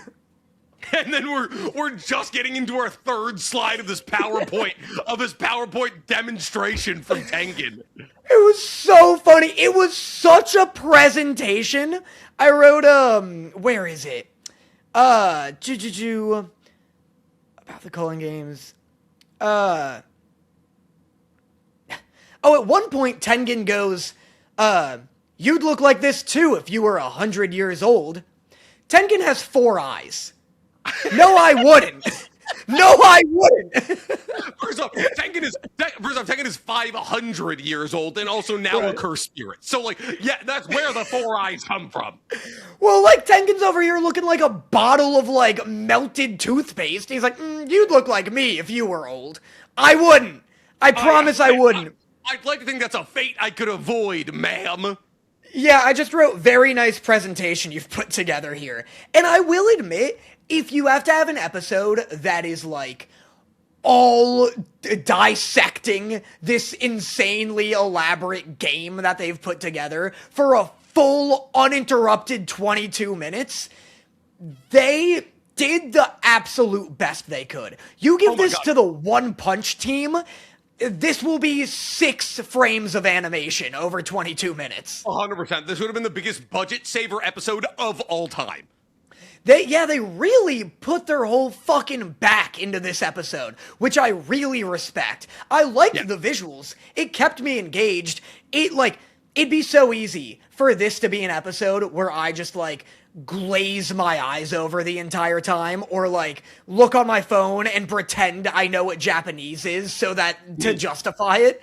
But I was engaged enough to watch the full explanation. That doesn't change the fact that every time I think we're about to cut to a new scene and Tengen goes, now on to this subsection category B of my PowerPoint, I audibly laughed. Did you read the appendix? If you didn't read the appendix, it's going to be really confusing for you. Yeah, Tengen's like, oh fuck, they didn't read the appendix. Oh, I'm so alright, 50-minute episode, here we go. Oh, you didn't watch the prequel? You didn't watch the prequel episodes? Dumb bitches! Yeah, I will say also, there is something hype about there being a full episode dedicated towards hyping up the Culling game. I usually don't like a calm before the storm kind of episode, because it's usually just exclusively dicking around. This had a good tone of, like, hey, like, next episode, shit is going to kick off. Get ready. Like, I really felt the sense of anticipation, so I liked it. It was a very, listen, I thought, like, so as somebody who's read the entire manga, this episode did a better job explaining the Culling games than the manga did. Like, this is another one, like, this is another point into the entry of JJK's anime is better than its manga. And this was, but you're 100% right. Listen, there is a long-standing joke in the JJK community that the JJK fandom doesn't know how to fucking read. And it is very funny, because objectively, JJK is kind of like a reading comprehension, like, test. It's like, okay, like, listen, JJK is complicated. It's not, like, so complicated you won't be able to understand it if you don't try, but there's a lot of people out there who simply don't try. But at the same time, that is a double-edged sword, because, like, listen, there are ways to write a story and ways to build out arcs and ways to build a power system that are substantially less complicated than Gege makes it. And like, that's the thing, is like, everyone's like, oh, what are you, illiterate? You don't understand JJK? It's inherently complicated. As the person who probably understands JJK better than most people on Earth, it is my job to understand it. Let me just tell you right now, it could be less complicated to no maleffect of the universe. Well, it's also not fair to be like, hey, here's a 22-minute long actual TED Talk. Here's an actual Teng-Talk. And then when people are like, hey, that's boring, it's not fair to be like, you're an idiot. Because that is an objectively more boring way to deliver information than, like, a dozen other possibilities. Yeah. So there's a couple of things that just in case your eyes did glaze over here, or any of the fans' eyes it's did not complicated. I don't understand. That's my big question. I keep seeing videos of people being like, let me explain the Culling games. It's so, like, easily laid out. I don't understand what people are confused about. Don't make me explain it, please. I'm not gonna. Yeah, go ahead and hit that explanation for me. Yeah, what is Kogane, real quick? Can you just go ahead and tell me what a Kogane is? I don't know the proper nouns, but I get the gist of it. It's this fucking game. The only thing I am confused about is fucking Kojaku. Maybe I'm not confused. I'm gonna clarify. Kenjaku. It's basically a Japan-wide spell that he's casting. That's what's enforcing the game, right? Yes. So, okay, because at first I was like, well, why does anyone have to participate? Like, what? But it's like a Japan-wide spell he is casting, and it's like an established spell. So, like, at one point he must have won the game, because there are people who... Well, Tengen explained that, like, he can't just make the rules unfair. Like, it goes through checks and balances. Yes. And also, Kenjaku is not the game master. Right, he's not the game master. But he's the one, like, initiating the game. And if you win, you can add a rule, but you can't subtract any rule. And so that's how they have points.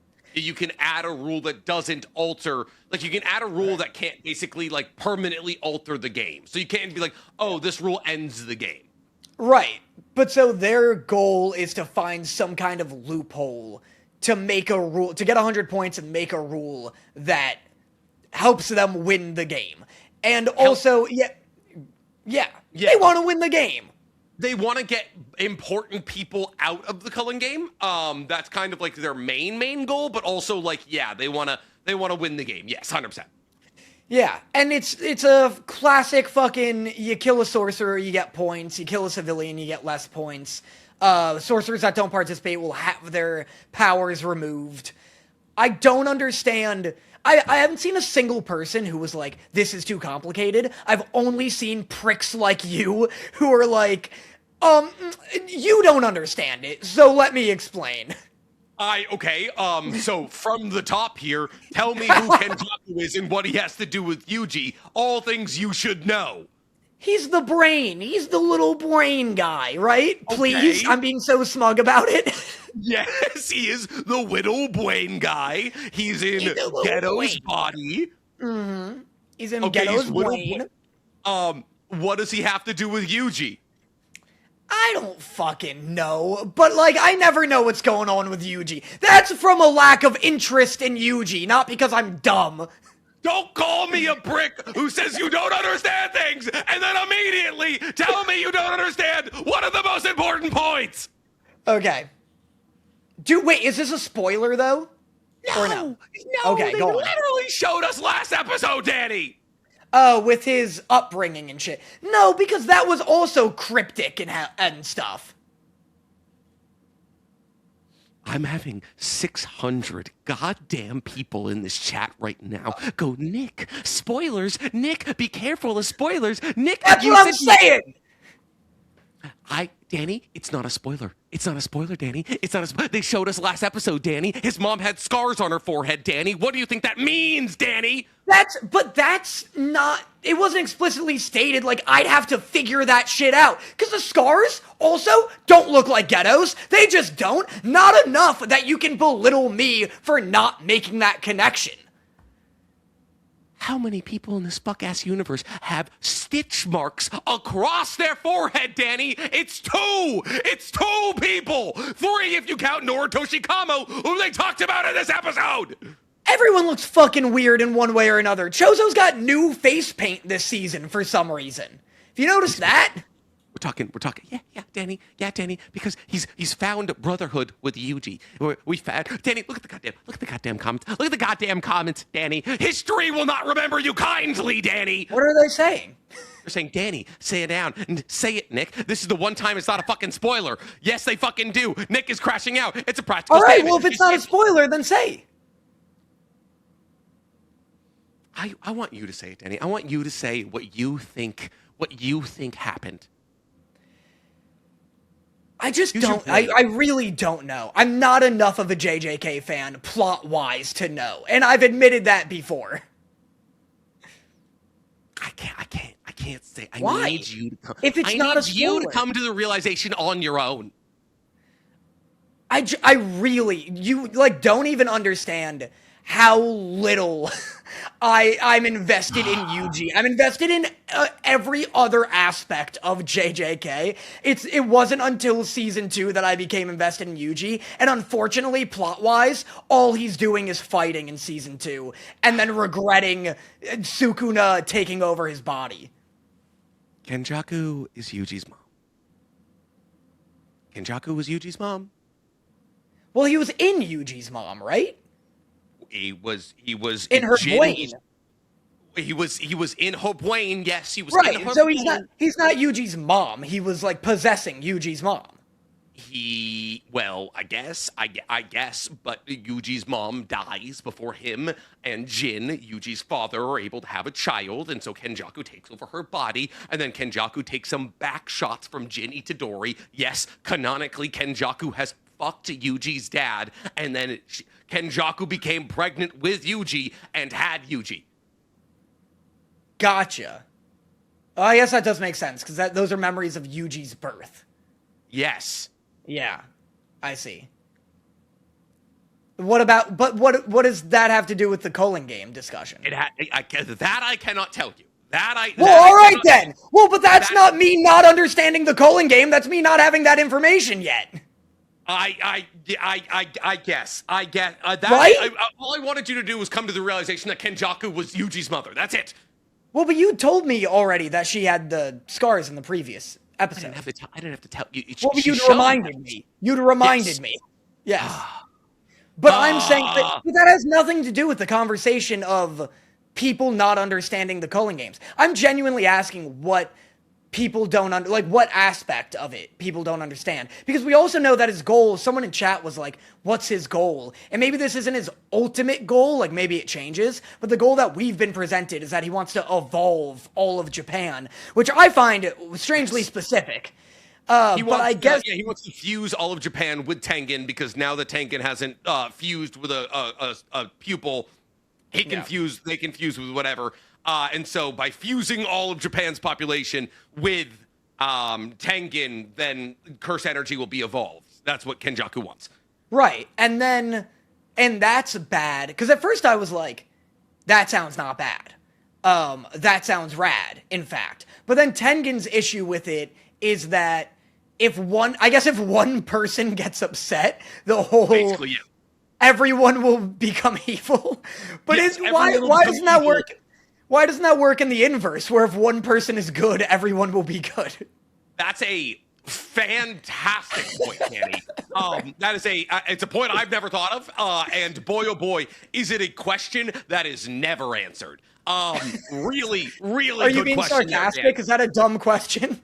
No. I'm being completely real. That is a great question. And boy, is that a nothing burger that never gets answered. I guess the issue is that it's the odds. Even if the odds are 50-50, those are too dangerous odds, right? If they could all be good, but I don't know. Well, no, because the way Tengen makes it sound is that they will evolve and become one at a neutral state, and then there is only an opportunity for the whole to be bad, right? Man, I wish I had answers to these questions. Okay. Without spoiling anything, I wish I had answers to these questions. I'm gonna say I plead the fifth. Okay. Basically, yes. What Kenjaku's trying to do is he wants all of Japan to be one gigantic meat cube, and that gigantic meat cube is probably going to turn evil, and therefore that gigantic meat cube will be unleashed on the entirety of the world, and the entire world to become a gigantic meat cube. And the reason that Kenjaku wants to do that is, okay, and that's Right. Well, at the baseline, what we know now is that he wants to meat cube everybody. And it's funny. To meat cube everybody, yes. Is the reason it's only Japan because that's just the parameters of the spell? Because Tengen was like, and then eventually the world will follow suit. But it's funny that right now he's like, I want to evolve Japan only. Well, yeah, Kenjaku is Japanese? Question mark? I mean, his name is Kenjaku. Yes, fair, very fair. And also because cursed energy does originate from Japan. So like you would need the only place that like has enough cursed energy to pull off a merger like that with Tengen is like Japan. Also this fact that like after Tengen failed to do the merging with the Star Pupil, Tengen became all of Japan. Right. So there's that as well. But yes, and then somebody just brought up a good point in chat that cursed energy is inherently negative. And so it's like, I saw that. That's interesting. Yeah, there was always a possibility. There's always the likelihood that like cursed energy was going to become like cursed energy. A cursed energy hive mind would always become evil. And then also another big takeaway from this episode is that Angel/Hana is introduced. Yes, that reminded me so much of Chainsaw Man. What? Hana's introduction? Why? Just let me just see the character design. That should remind me of the Angel Devil. She doesn't look like her or him. Yeah, I remember. I'm looking at it now because I remembered thinking that this was just a gorgeous frame. It's just like for some reason it just looked beautiful. Like the lighting and everything was great. Her character design isn't even like crazy. She's just like a woman in a sweater with wings. Yes, but it was very cool. And she has a halo.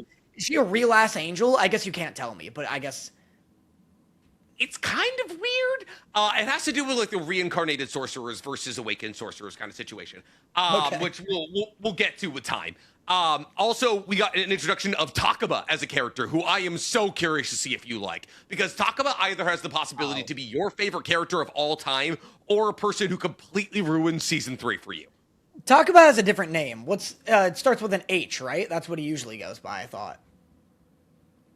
The dude with the, like, braids? Are we talking about someone else? The braids? Who's Takaba? The one who everyone... What? Takaba's the comedian. The guy at the end of the episode where they're like... Yeah! That was really cool! I thought you meant the guy that they alluded to who is potentially stronger than Yuta. Yeah, Hikari. Because they also teased him. Yeah, the comedian bit was really cool. And he has, like, this big freak out at the end of the episode, and they do, like, a cool title card with him, I thought. He is cool. A very fun character. One of my favorite characters in all of JJK. His curse technique is called Comedian. I'm not going to tell you how it works, but it's really interesting. It's really funny. I do genuinely wonder.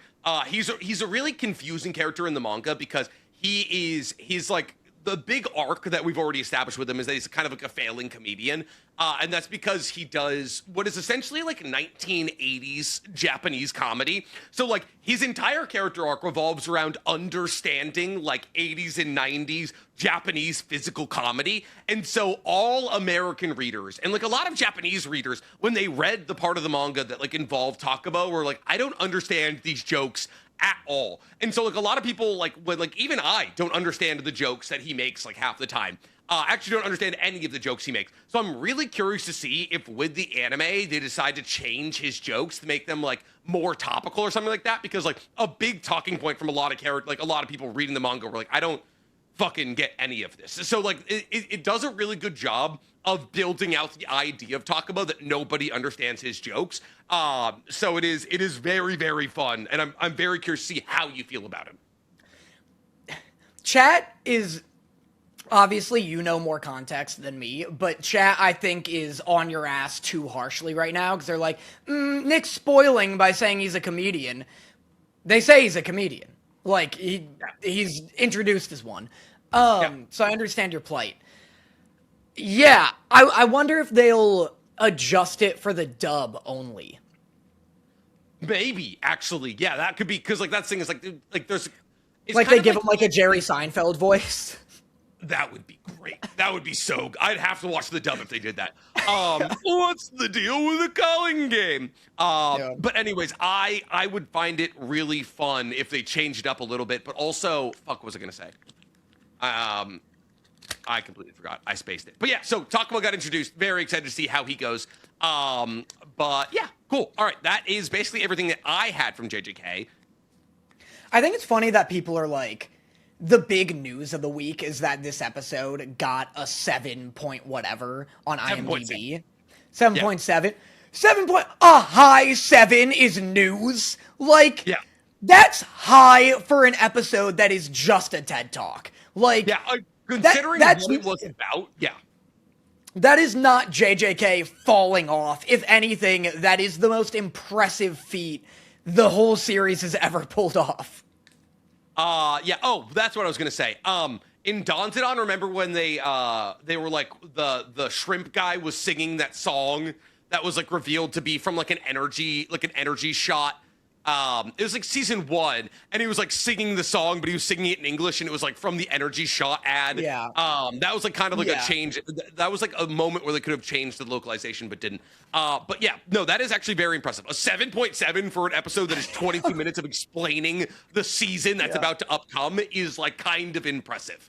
I know, the average rating of your standard Togen Anki episode for an episode that is just yapping, I'll take Your that. average episode, no, you're high. That's a high Togenaki episode, dude. That's some of Togenaki's best work. Being a fucking PowerPoint in JJK is like a pretty big accomplishment. All right, let's get to the episode that you were offended that I tried to talk about earlier. Let's talk about Fire Force here. Fire Force was so fucking good this week. This is the only time this whole season Fire Force has approached the concept of good. I loved it. This is the episode, this is episode 3 of season, or this episode 2 of season 3, part 2. Of core 2 of season 3, which would make it episode 14 of season 3.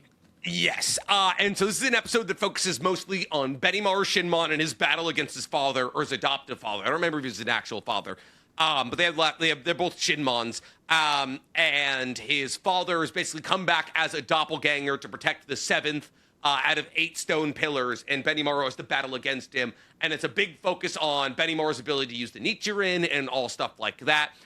So what did you like about this episode? I mean, if we just scratch the surface, obviously the animation was great. This was like, it wasn't even just like pretty, like it was fluid, and there was like really cool changes in art direction. Like the water is reminiscent of like old Japanese paintings, like that famous wave painting. Yeah, the water was different. They were getting real abstract with the attacks and showing like big flashes of art. There was a moment where, what's the big circular attack called again? You mentioned it.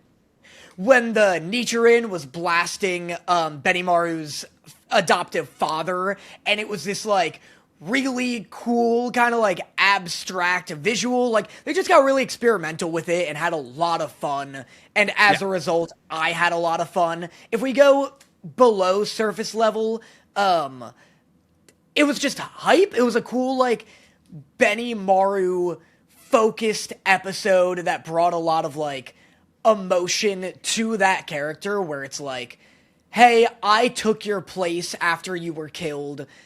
Here's how much people respect me without fearing me. Whereas with you, you were mostly feared and respected because of it. And I liked that dichotomy. That was really cool. Yeah, I thought it was a really cool, I thought, like, outside of the fact that, like, it was the best fight we've seen in all of Season 3, which was really nice, and, like, anytime Benimaru is going to be put on screen, you understand you're going to get some real good, like, boom, and that's always the best way to make me, like, lean forward into the TV. But outside of that, I thought this was a really cool commentary on, like, how religion can be used as a shield for, like, what would otherwise be considered horrifying acts. Like, I thought it was really cool that, like, so, like, obviously, Company 7 and Asakusa is very much, like, a thinly veiled, like, representation of Japan. It's like, oh, old Japan still exists in the New Tokyo Empire, and it exists in Asakusa. And I thought it was really cool that they're like, hey, one, we're separated from the very clearly, like, Christianity cult that is all the other companies, like the Holy Soul Temple. But two, because we're not masked with, like, the veil of religion, the leader of the Asakusa fighting force has to shoulder the burden of every life we've taken. And I thought that was so cool. Like, them having a running number of every single person, every single infernal they put to rest. Because it's not even being put to rest by them, right? Like, it's like, oh, hey, we're just burdened with the responsibility of killing these infernals. And these infernals are people. And these infernals have families. And I thought it was so cool to see that conversation between Benimaru's father and himself and be like, hey, you're going to be the head of Otakus's firefighters someday. And all of the lives that you take, like I've taken 289 lives while being the leader of this fighting force. All of the lives you take are going to fall squarely on you. And then that all comes to a head with him, like a person that's revered as a god in Asakusa being cut down by a child. And I thought that was such a neat and cool conclusion to this backstory. No, I really loved, that kid that Benimaru, like, comforted, like, being the one to kill his adoptive father. That was really cool. I always love when Fire Force, like, tackles the idea that, like, what they're doing is fucked. Like, it's never been like, yeah, let's go kick some infernal ass. Like, from day one, it was always like, these were people and, like, maybe still are. It was just like, it was just kind of like a return to form, but still, you still feel some of the residue of season 3 where, like, the sound effects aren't as bassy, and the pacing isn't as, like, artsy and abstract, but it was pretty cool. The Adola was making the environment weird, because I guess the Adola, like, latches on to imagination, and I'm now seeing where Soul Eater... Who the fuck thinks the moon is this, like, cackling freak? You know what I mean? Like, how do we get Soul Eater, Moon, and Sun?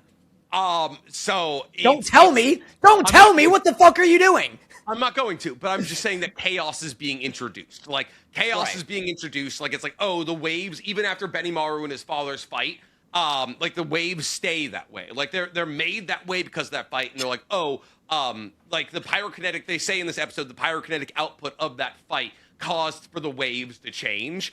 And so that's, like, a thing to keep your eye on moving forward in season 3 is that, like, oh, high levels of pyrokinetic output. And with all of these pyrokinetics, like, they keep talking about how 2nd and 3rd generation pyrokinetics are getting stronger. The higher the level of the pyrokinetic output, the more, like, chaos that can be introduced, the more that Adola can be brought in, that kind of thing.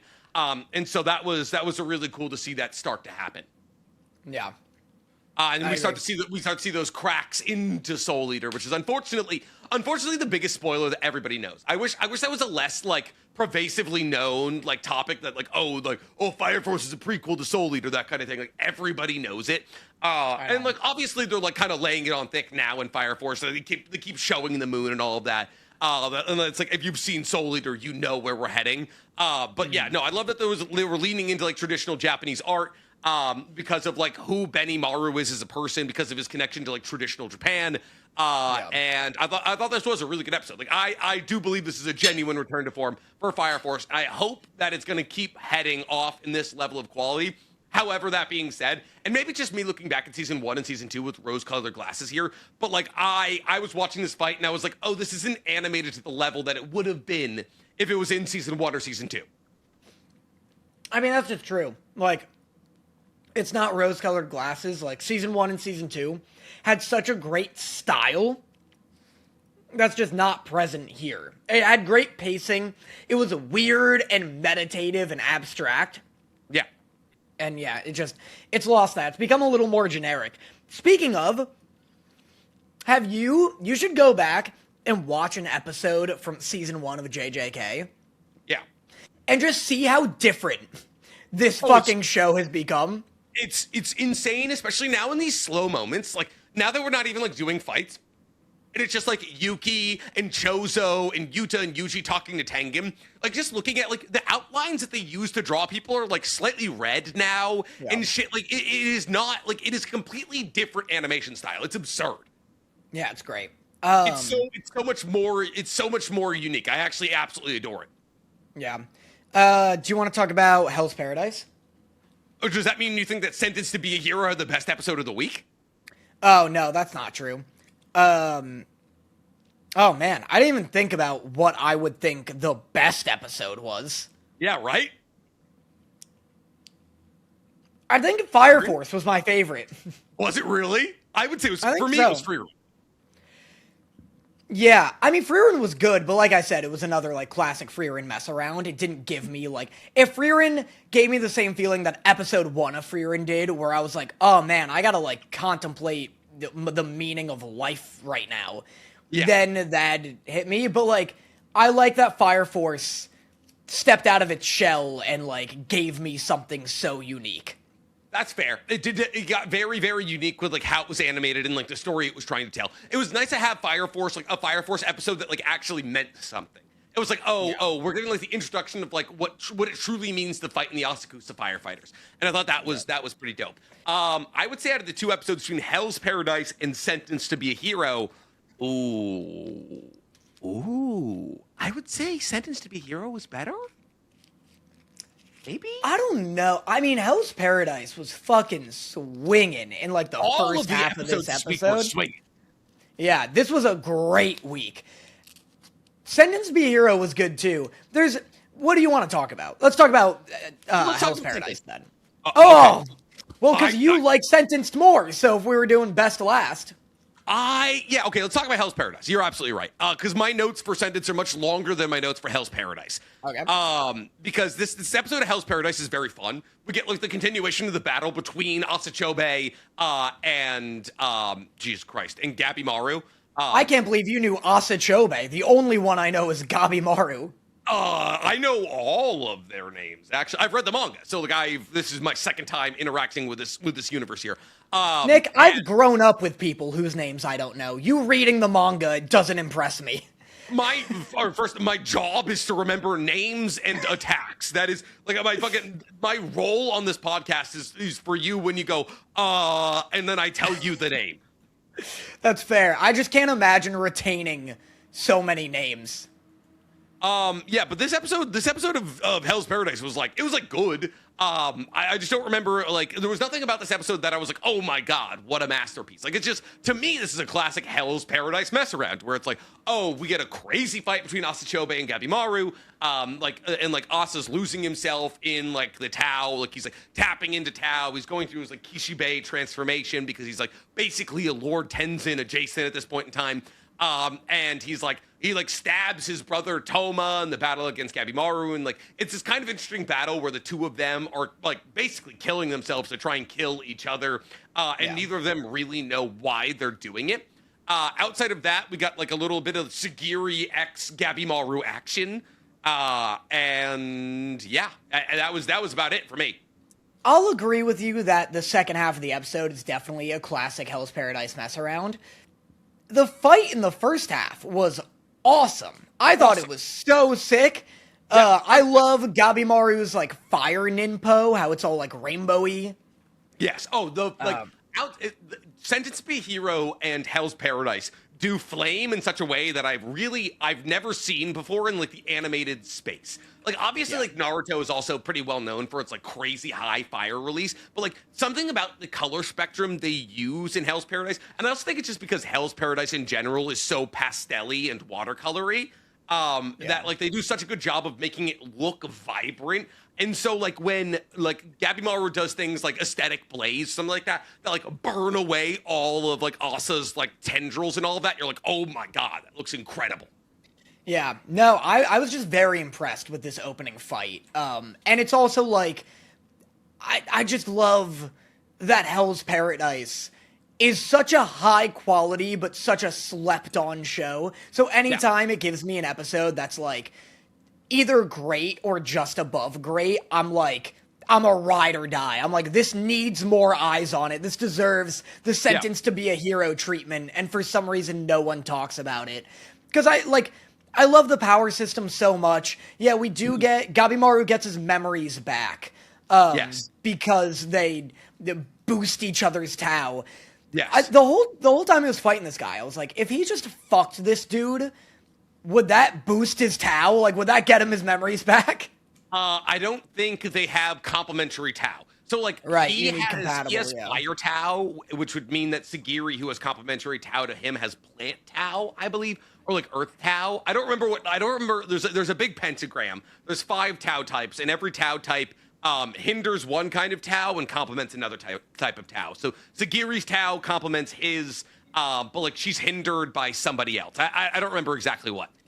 Yeah. But otherwise, yeah, all the characters kind of finally, like, officially reunite. Like, the Groot shows up again. The young Sakura-looking girl ages. Because May, she exudes, like, an outrageous amount of Tao that ages her. Yeah, I guess that is all I really have to say. I loved the fight in the beginning. I loved the animation. Incredible. Yeah. It was so good. I also have a question for you. Do you think that Gabby Mara's wife is real? I couldn't remember if that was a question that was posed in season 1 or not.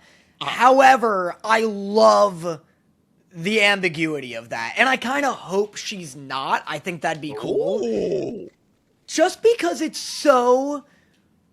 Hell's Paradise is so shockingly dark, and like, the tone is so oppressive. Like, it really does remind me of Berserk, where, like, this island is so hostile and so vicious. Like, the second they get on it, the Iron Dragon dude gets stung on his hand, and he immediately cuts his hand off. Like, instant consequences that are permanent. And, like, characters you think are gonna be main characters die the second they step on the island. It's so good at making this island feel like anime's most brutal place on Earth. And so I like the idea that, like, they go back home and Japan is, like, maybe worse because people are so manipulative and fucked. Yeah.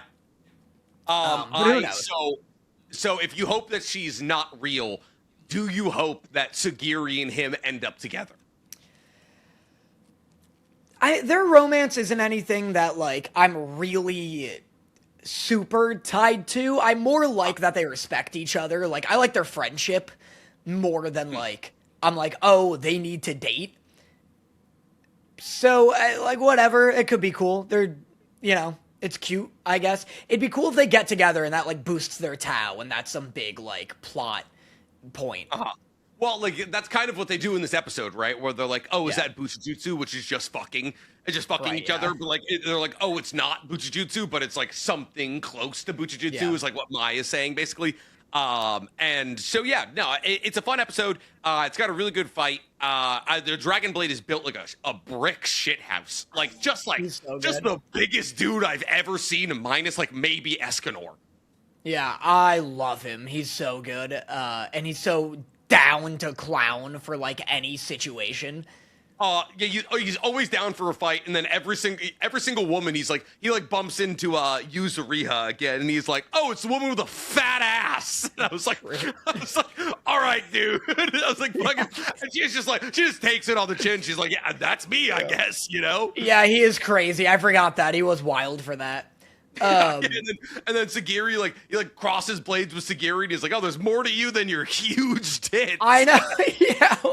What are we doing? Just saying what's on his mind at any given moment.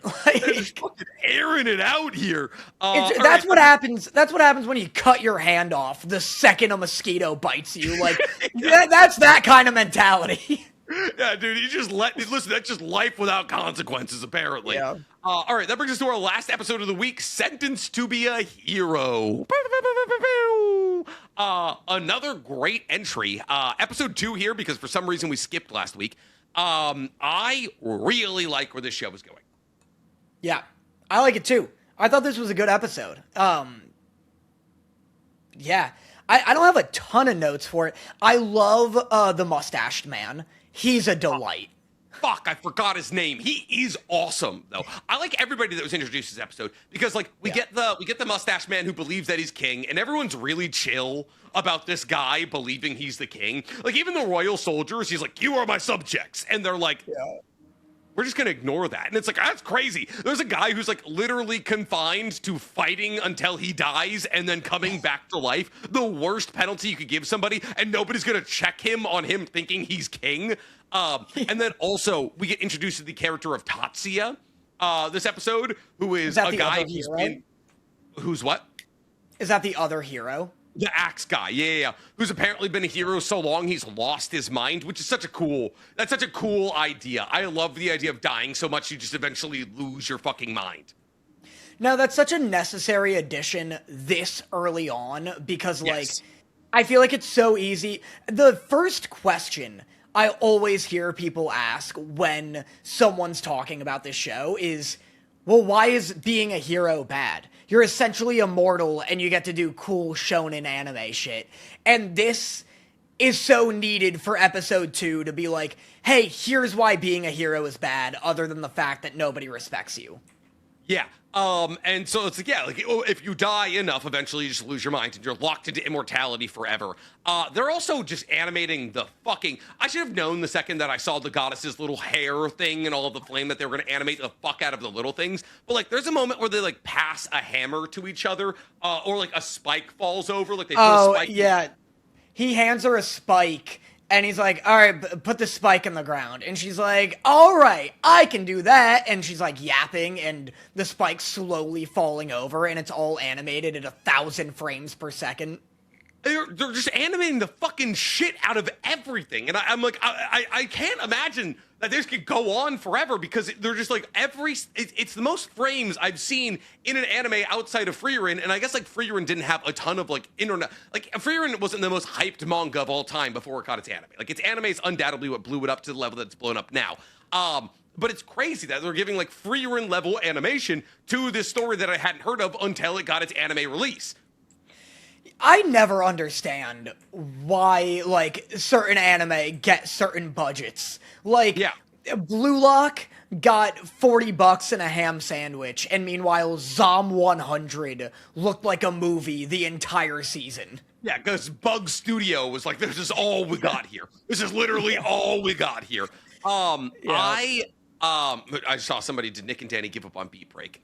Yes, we did. Anyways, going back to this, I thought the VAs are doing such a good job with this. Tatsuya's VA is just so good. Like the guy who's lost his mind, like the guttural screams he's doing as he's launching into combat. Like the dub voice acting crew is so incredible on this. I'm very excited. That not only is it getting the animation, but also it's getting like the really good voice acting that I wanted from it. I also, you brought up a point here where it's like, oh, I could see why people wouldn't want to be get the resurrection thing on them. If I'm in the Holy Knights, give me the resurrection thing. Yeah, I mean, it's interesting that they're able to resurrect. I mean, I don't know, maybe they do resurrect knights, but like, yeah, it's funny that resurrection would be reserved for criminals. Like, yeah, they're like, how many of my men will I need to lose if we go to save all the civilians? It's like fucking none if all of your men were immortal. Yeah. Like, I mean, I know you lose a bit of yourself each time you're resurrected, but the alternative is death forever. So the alternative is infinite blackness. I think I could forget what I did on my 3rd birthday if it means not being fucking dead to a bite from a glow monster. Yeah. This episode also introduced the fact that humans can be turned into fairies. Yes, yeah. If they interact with like the demon blight too much or something like that. Yeah, which I guess they had kind of alluded to with the fact that like the little god children or whatever they're called, the weapons, whatever the girl is. Yeah, the goddesses. You know, he killed one because he was like, she'll get corrupted. And so I guess like you could extrapolate from that like humans could too. But this is like the first episode to like show and confirm like, hey, here's the flood from Halo. Yeah, and like they have like a real conflict with killing them because they're still like very much like humans. But yeah, this was a fun episode. I really like where the show is going. Nothing's gotten too bad with the goddess yet, which means I get to continue watching the show, which is fun. I know, that's so exciting. Each week is just an anxiety-fueled nightmare waiting for someone to be weird with the goddess. I'm just like scrubbing through the episode. That's the other benefit of doing this over Zoom is I just look at the episode as we're talking about it. I love, there's a bit where like the military captain just like stabs one of the zombies right through the mouth. Yep. Just exceptional stuff, guys. Really great work to the team. Fuck up, dude. The knife and sword physics in this show are crazy. Yeah, it's all, and you're right too, like, as I'm scrubbing through, there are moments where the main guy is just like talking, but he's like talking like this, and they're just animating the fuck out of him, and I'm like, dude, you can like sit still and just move your lips, like it's okay. Like, Yeah. No, every single option, like every moment they have, they just animate the fucking shit out of it. It's like I cannot believe that we're getting this kind of budget for Sentenced to Be a Hero number 4099, depending on whatever title you want to use from the goddamn fucking web novel story. has the dub voice actor for the protagonist, has that grown on you, Todoroki? It hasn't soured on me worse. I watched the first episode in sub. This is the first time I watched it in dub. I fully agree with you. I can't hear this voice as anything other than like a teenage boy. And he's like not. It just doesn't look like this guy. Like this dude needs like a deep Trevor Belmont voice. And it doesn't help that he looks like Trevor. Belmont. Yeah, like I was give him Trevor Belmont. Like that's anything else. Like, he doesn't have to be British, but like I want to hear the cigarettes and fucking like lager in this guy's voice. I know, I want to hear the decades of trauma, but like wisdom from trauma. Like this, he sounds too young for me. And it's weird because I didn't fully mind it when he was Ray in Buddy Daddies, but Ray was so soft-spoken and had like such fewer lines that it like worked more. And this is like, yeah, I don't know, I need something like, what's an anime that, like, I don't like Alejandro Saab, I think this would work with, or the dude who plays Sung Jinwoo in Solo Leveling. Alex Lee. Yeah, I like something like that, I think would work. Well, all right, that's all we got for this week's anime, which means it's time to get to our second and final Super Chat Corner. Whoa. This second and final Super Chat Corner is going to replace our Best Boy and our news because we don't have either of those things. And so we're gonna answer all these questions here, and then we'll head to love letters, and then we'll be done. I Bugman sent $10. Thank you very much, I Bugman. Thank you. And said, hey, Nick and Danny, I was wondering if you guys are going to do anything for the 3rd year anniversary of OA. Danny, have you gotten any of my package of 2 ceramic pieces? And Nick, how's the manual going? I think about my car every fucking day I'm here. I miss my car so goddamn much. I've never missed a piece of non-sentient... I've never missed a thing as much as I miss the thing that is my RX-7 right now. When is our 3-year anniversary? I actually have no idea. I have absolutely no idea, which should answer your question that we have not planned anything. I don't know, we'll probably be drunk again or do something painful. Who knows? We suck. Peyote. We're doing peyote this year. That's the current plan is ayahuasca. We're going to do 5-finger fillet the entire 2 hours. Oh, please, Danny, it's 1-finger fillet. Just get the love letter. Why no one's had a chance? Yeah. Fire Force fell off. So did my pinky.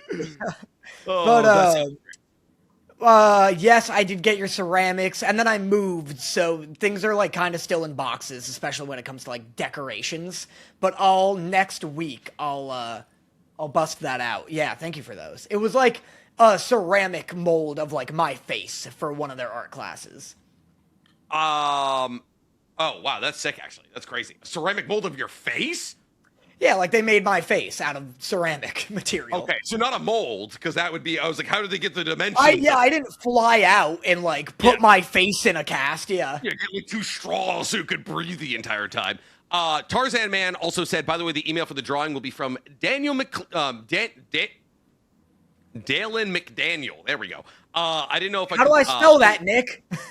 Dalen McDaniel. That's what they said. They said this is a super chat. I didn't know I couldn't send pictures through Instagram. Thank you, Tarzan Man. Here's someone with a bunch of M's says, you guys forgot to talk about the Gachiaka final. I guess we did, actually, because I didn't watch it, and then I watched it a week late. I talked about it at the time. Did? It was a Remlin Rudo mess around. Yeah, it was like a bunch of kids go to Paint City, and Paint City's got some people trying to abduct these kids, and these kids aren't gonna have it. Yeah, true. There are abductors. I forgot about that. Yeah, they're literally trying to lure them in with candy. Rudo was so down to be abducted briefly, and then turns it around. It was like any kind of sugar is the best way to get Rudo into your nondescript Jeep Cherokee. Yeah, but I liked that episode a lot. Like I said, it really opened up the possibility of a Rudo Remlin ship. Because I thought they were just like cute together and they had like a good friendship going. Yeah, they're absolutely I love all of the younger characters in Gachiakura. They have such like, is it to Yuya? The one in the big like onesie, Remlin, Rudo, have such good chemistry with each other. I absolutely adore. Especially like, Hey Santa, Dear Santa is also awesome. Hey Santa, go on. Love it. Maximum Winter says, hey, I finally managed to catch a live. Wanted to ask if you both had a top 3 underrated anime that you would recommend to new anime fans. Underrated anime, I would say, I don't want to be like FMAB. Like, that's like what I would recommend to like your standard new anime fan. Hey, pick an underrated one. Yeah, I know. That's why I said, but that's what I would recommend to a new anime fan. Underrated, Madoka Magica. Yep, That's probably number one. Yeah. Other underrated anime. Sonda. 86. What'd you say? Oh, gotcha. I said Sonda.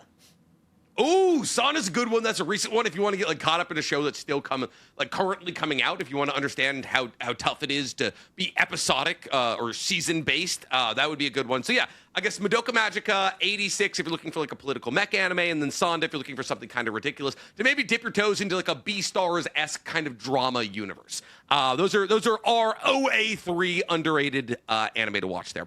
Lone Wolf says, who's the better trash talker? Gilgamesh, Yusuke, or Saito Gaiba? Also, are you guys watching Strange Fake yet? Love to hear your thoughts on it. I'm watching Strange Fake. I'm adoring it. I haven't watched any fake content since Babylonia, which I think was maybe the last stuff to come out. Best trash talker out of those 3, Danny only knows one of those. I can tell you right now, it's Seto Kaiba. I don't care what the other 2 are. Yeah. You're a third-rate duelist with a fourth-rate deck is to this day one of the hardest anime bars ever delivered. Kaiba's ruthless. There's a scene where, like, I forget what it was. I'll have, like, Stank find it and put it in. But, like, there's some kind of scene where someone is, like, dumping their life story onto Kaiba, and it's this, like, really traumatic story. And then Kaiba's like, that dork would never shut up.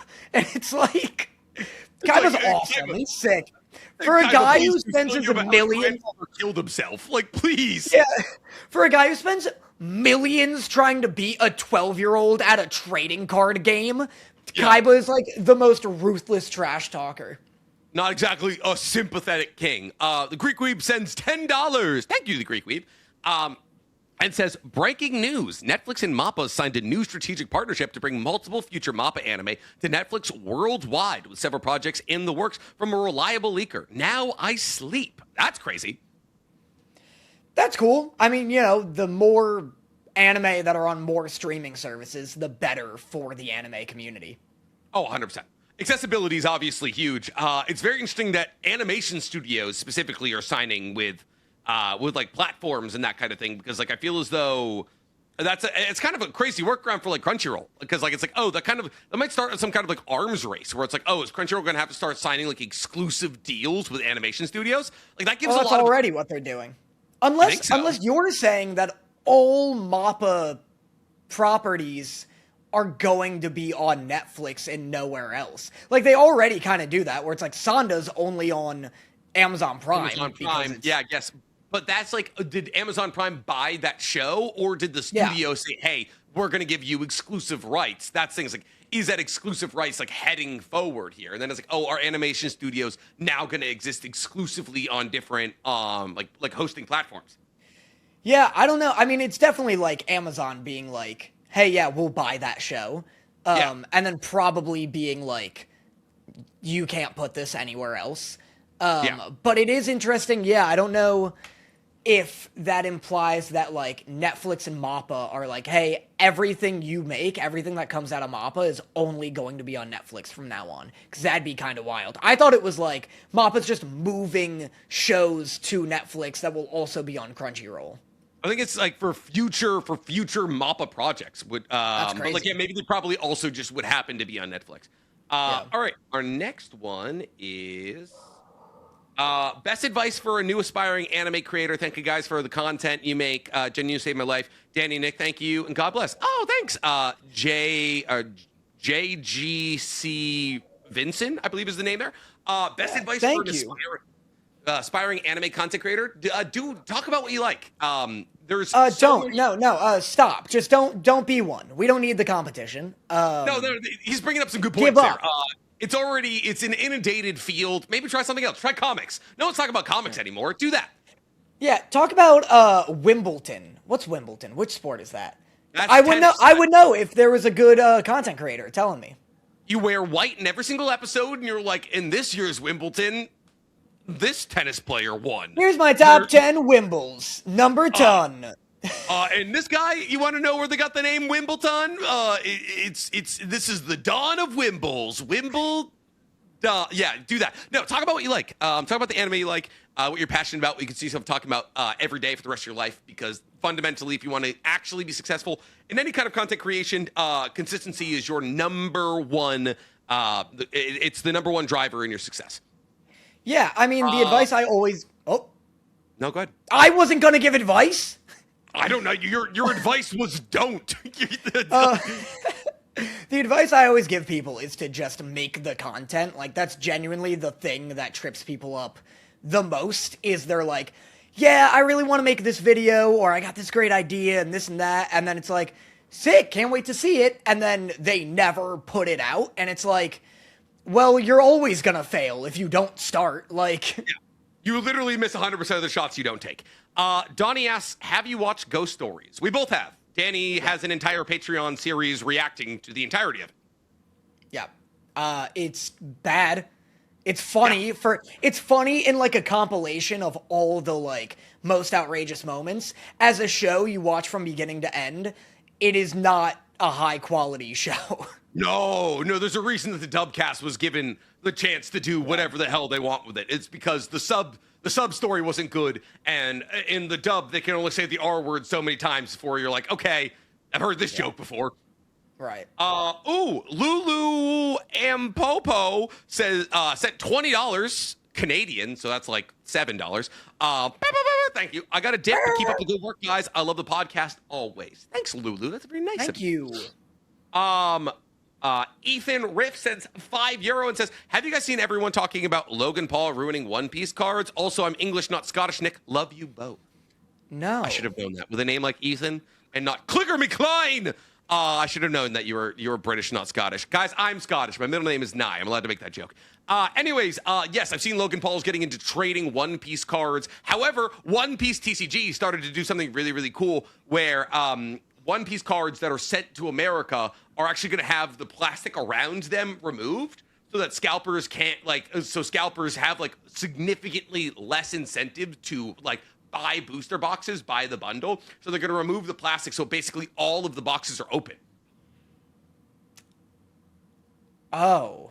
Is that cool? Wild. Yeah, cool? That's crazy. Yeah. I didn't know Logan Paul was getting into One Piece cards. That's like significantly less exciting than like literally any other card game he could get into, like for me. Like if it was like Logan Paul was getting into Digimon, that'd be kind of hype. I get that it sucks because it raises the resale of these cards, but at the same time, I think it's maybe good for the card game itself. Like, as long as people are hyped about it and, like, buying the cards, that's the best thing for a card game, is people buying the product. Because then they will make more of the product. It sucks that the prices get driven up way the hell into the sky, but what's good is that there are alternatives, which is, like, there's a Pokemon mobile TCG now. There's Magic Arena. Yeah. Magic's been doing something really cool where every set they'll release multiple like variants of like the rare cards. So if you want to build a deck that's like a Sephiroth deck, Sephiroth is like probably like a $7 or $10 card, something like that. But if you want to be a collector and get like the borderless like shattered foil version, then that's $700. And so like Uber collectors have something they can chase, and then people who just want to play the game can just play the game. And then there's just regular foil. So even if you want to be like a low tier collector and just spend like a little bit of money but still have a nice shiny card, because there's that shattered foil one, the regular foil doesn't cost as much. So I like card games releasing tiers of rarity within the same card so that like everybody wins essentially. Yeah, well, people don't really realize. I mean, like, I guess if you want to be a trader, like specifically, you want to get like the expensive cards in One Piece, and you want to sell those expensive cards in One Piece. Like Logan Paul getting into it, if you already have the cards, actually just increases the value of the cards that you already have. And B, like it's like, oh well, you know, like, but if he gets into it, the market's going to get driven up, and it's like the card's going to get more expensive. And it's like, okay, yeah, the card's going to get more expensive to buy on like a pack by pack basis, but also the cards will probably get more expensive to sell on a hit by hit basis. So, I don't know. Like, I don't necessarily think that like a big personality getting into One Piece TCG ruins the TCG by any means.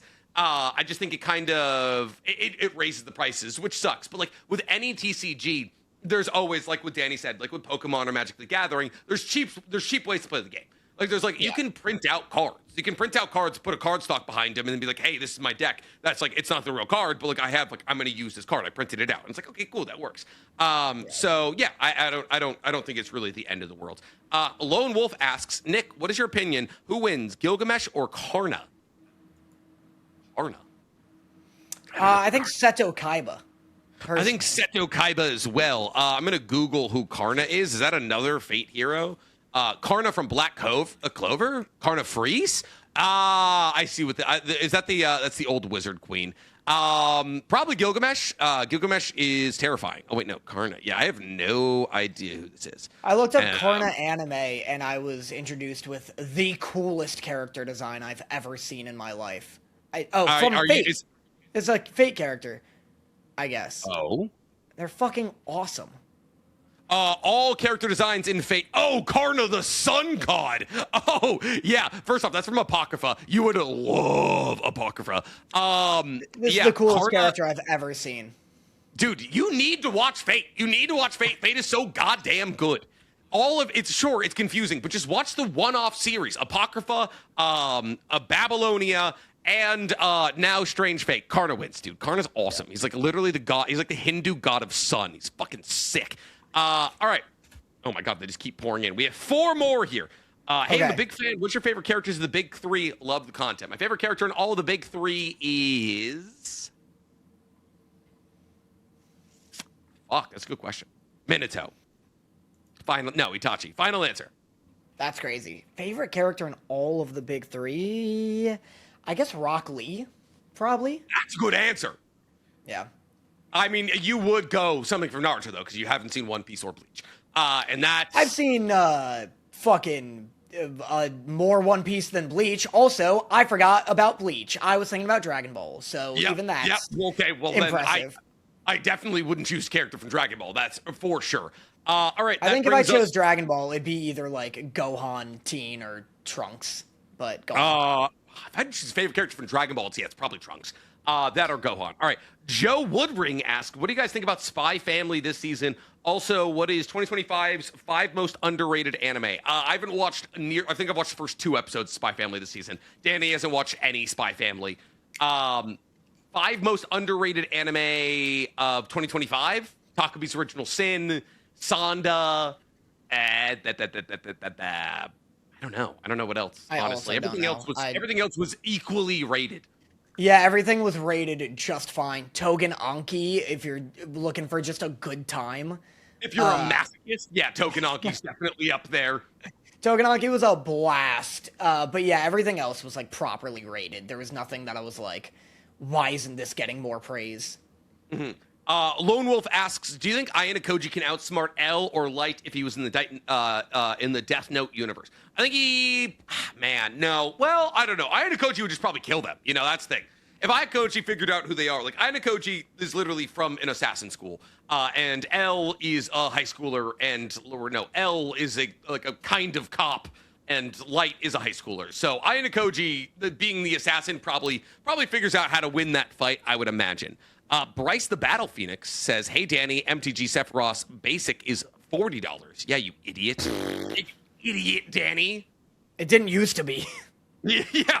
Oh, fucking everything in Magic just gets more expensive. It's an investment. But all right, guys, that is all we have, which brings us to our favorite section here, Love Letters, where me and Danny ask our live audience, all 555 of you, to ask us a question that we answer here live on the podcast. So if you guys are liking these lives, if you like getting unlimited access to these lives, getting the podcast a couple days earlier, you can get access to all of that by becoming a member of our Patreon. And on top of getting our podcasts a couple days early and getting lives where you get to hang out with us, where we answer your questions, you also get access to 2 additional hours of content every single week. The most recent one we did was Naruto's 2nd movie. We're heading into Naruto's 3rd movie, the last movie of Naruto's Part 1 before Shippuden. And then we're getting into the Shippuden movies, which we're very excited about here. But yes, if anybody has a question that they want answered here live on the podcast, go ahead and shoot that off. Love Letter, standalone. By the way, can I just say the Sephiroth card is only $40 if you want it near mint foil. If you just get it normal and like lightly played, it's like $14. So I'm still right. Yeah, and then also like it's like, oh, why are you trying to get the PSA 10 version of the lower foil here? Well, that's what I'm saying. It's like, yeah, you can always be like, oh, this is too expensive, but there's always, like, an entry-level version that you can get into because there are these tiers of rarity. Let's see a love letter. Have you seen the new anime Sheboygan playing death games puts my food on the table? No, I haven't. And that was love letters. That was it. Thanks, guys. Will you guys watch the new One Piece live action season 2 and anime seasons? Yeah, obviously. Yeah, One Piece live action is very goddamn good. Last Boy asks, would you rather be isekai'd into your least favorite anime or spend 20 years in prison? What would you pick? What's your least favorite anime? My least favorite anime of all time is Mushoku Tensei. I have a vitriolic hate for that universe. But the problem with that is that the universe itself is kind of cool. Like it's like the universe itself is like, oh, it's like your classic fantasy universe with magic and swords and heroes and all of that. And the universe itself is just greatly hampered by the fact that its main character is Rudy's Grey Rat. If I got isekai'd into that universe, as long as I either kill Rudy's Grey Rat or avoid him like the plague, I'm just living my best little fantasy life. I could learn magic. I could become a sword master. There's hot fox women with 6-packs that are 7.5 feet tall that are unfortunately kind of tied to Rudy's Grey Rat as a character, which kind of ties into the idea of killing him as my first task in the universe. Yeah. I think throw me into the Mushoku Tensei universe. I'm absolutely enjoying my time there, either killing a little boy or just avoiding him. I think that would sell as an anime. If an isekai came out that was like, I got isekai'd into Mushoku Tensei and now I have to kill Rudy for the sake of all anime watchers, I think people would watch that. Oh my god, Danny, you're a genius. Oh my god, like an isekai where you're like accidentally isekai'd behind the worst MC, and like you just see him like with a little harem of like 17 to 13-year-old girls, and you're like, yeah, no, I have to kill him. The only problem is he's incredibly strong. Oh, Danny, that's so much fun as an idea. Yeah, I'm like writing that tonight. He's like super problematic, but everything else about the anime is like on the up and up, and every character's like, yeah, I hate that fucking guy. Yeah. Unfortunately, I think my least favorite anime of all time is unironically the Suicide Squad isekai, and I think even living in that world would be so fucking boring that I'd rather do prison just to learn some cool prison skills. It'd give me time to not worry about work. I could just read and like work out. Like, big into religion and upper body workouts. Oh yeah, dog. You'd be fucking great by the time you were 46. I'd so much rather that than get stuffed into the most generic, lame-ass, terrible world that I've ever seen put to screen. Yeah, the Suicide Squad isekai was like genuinely a mistake.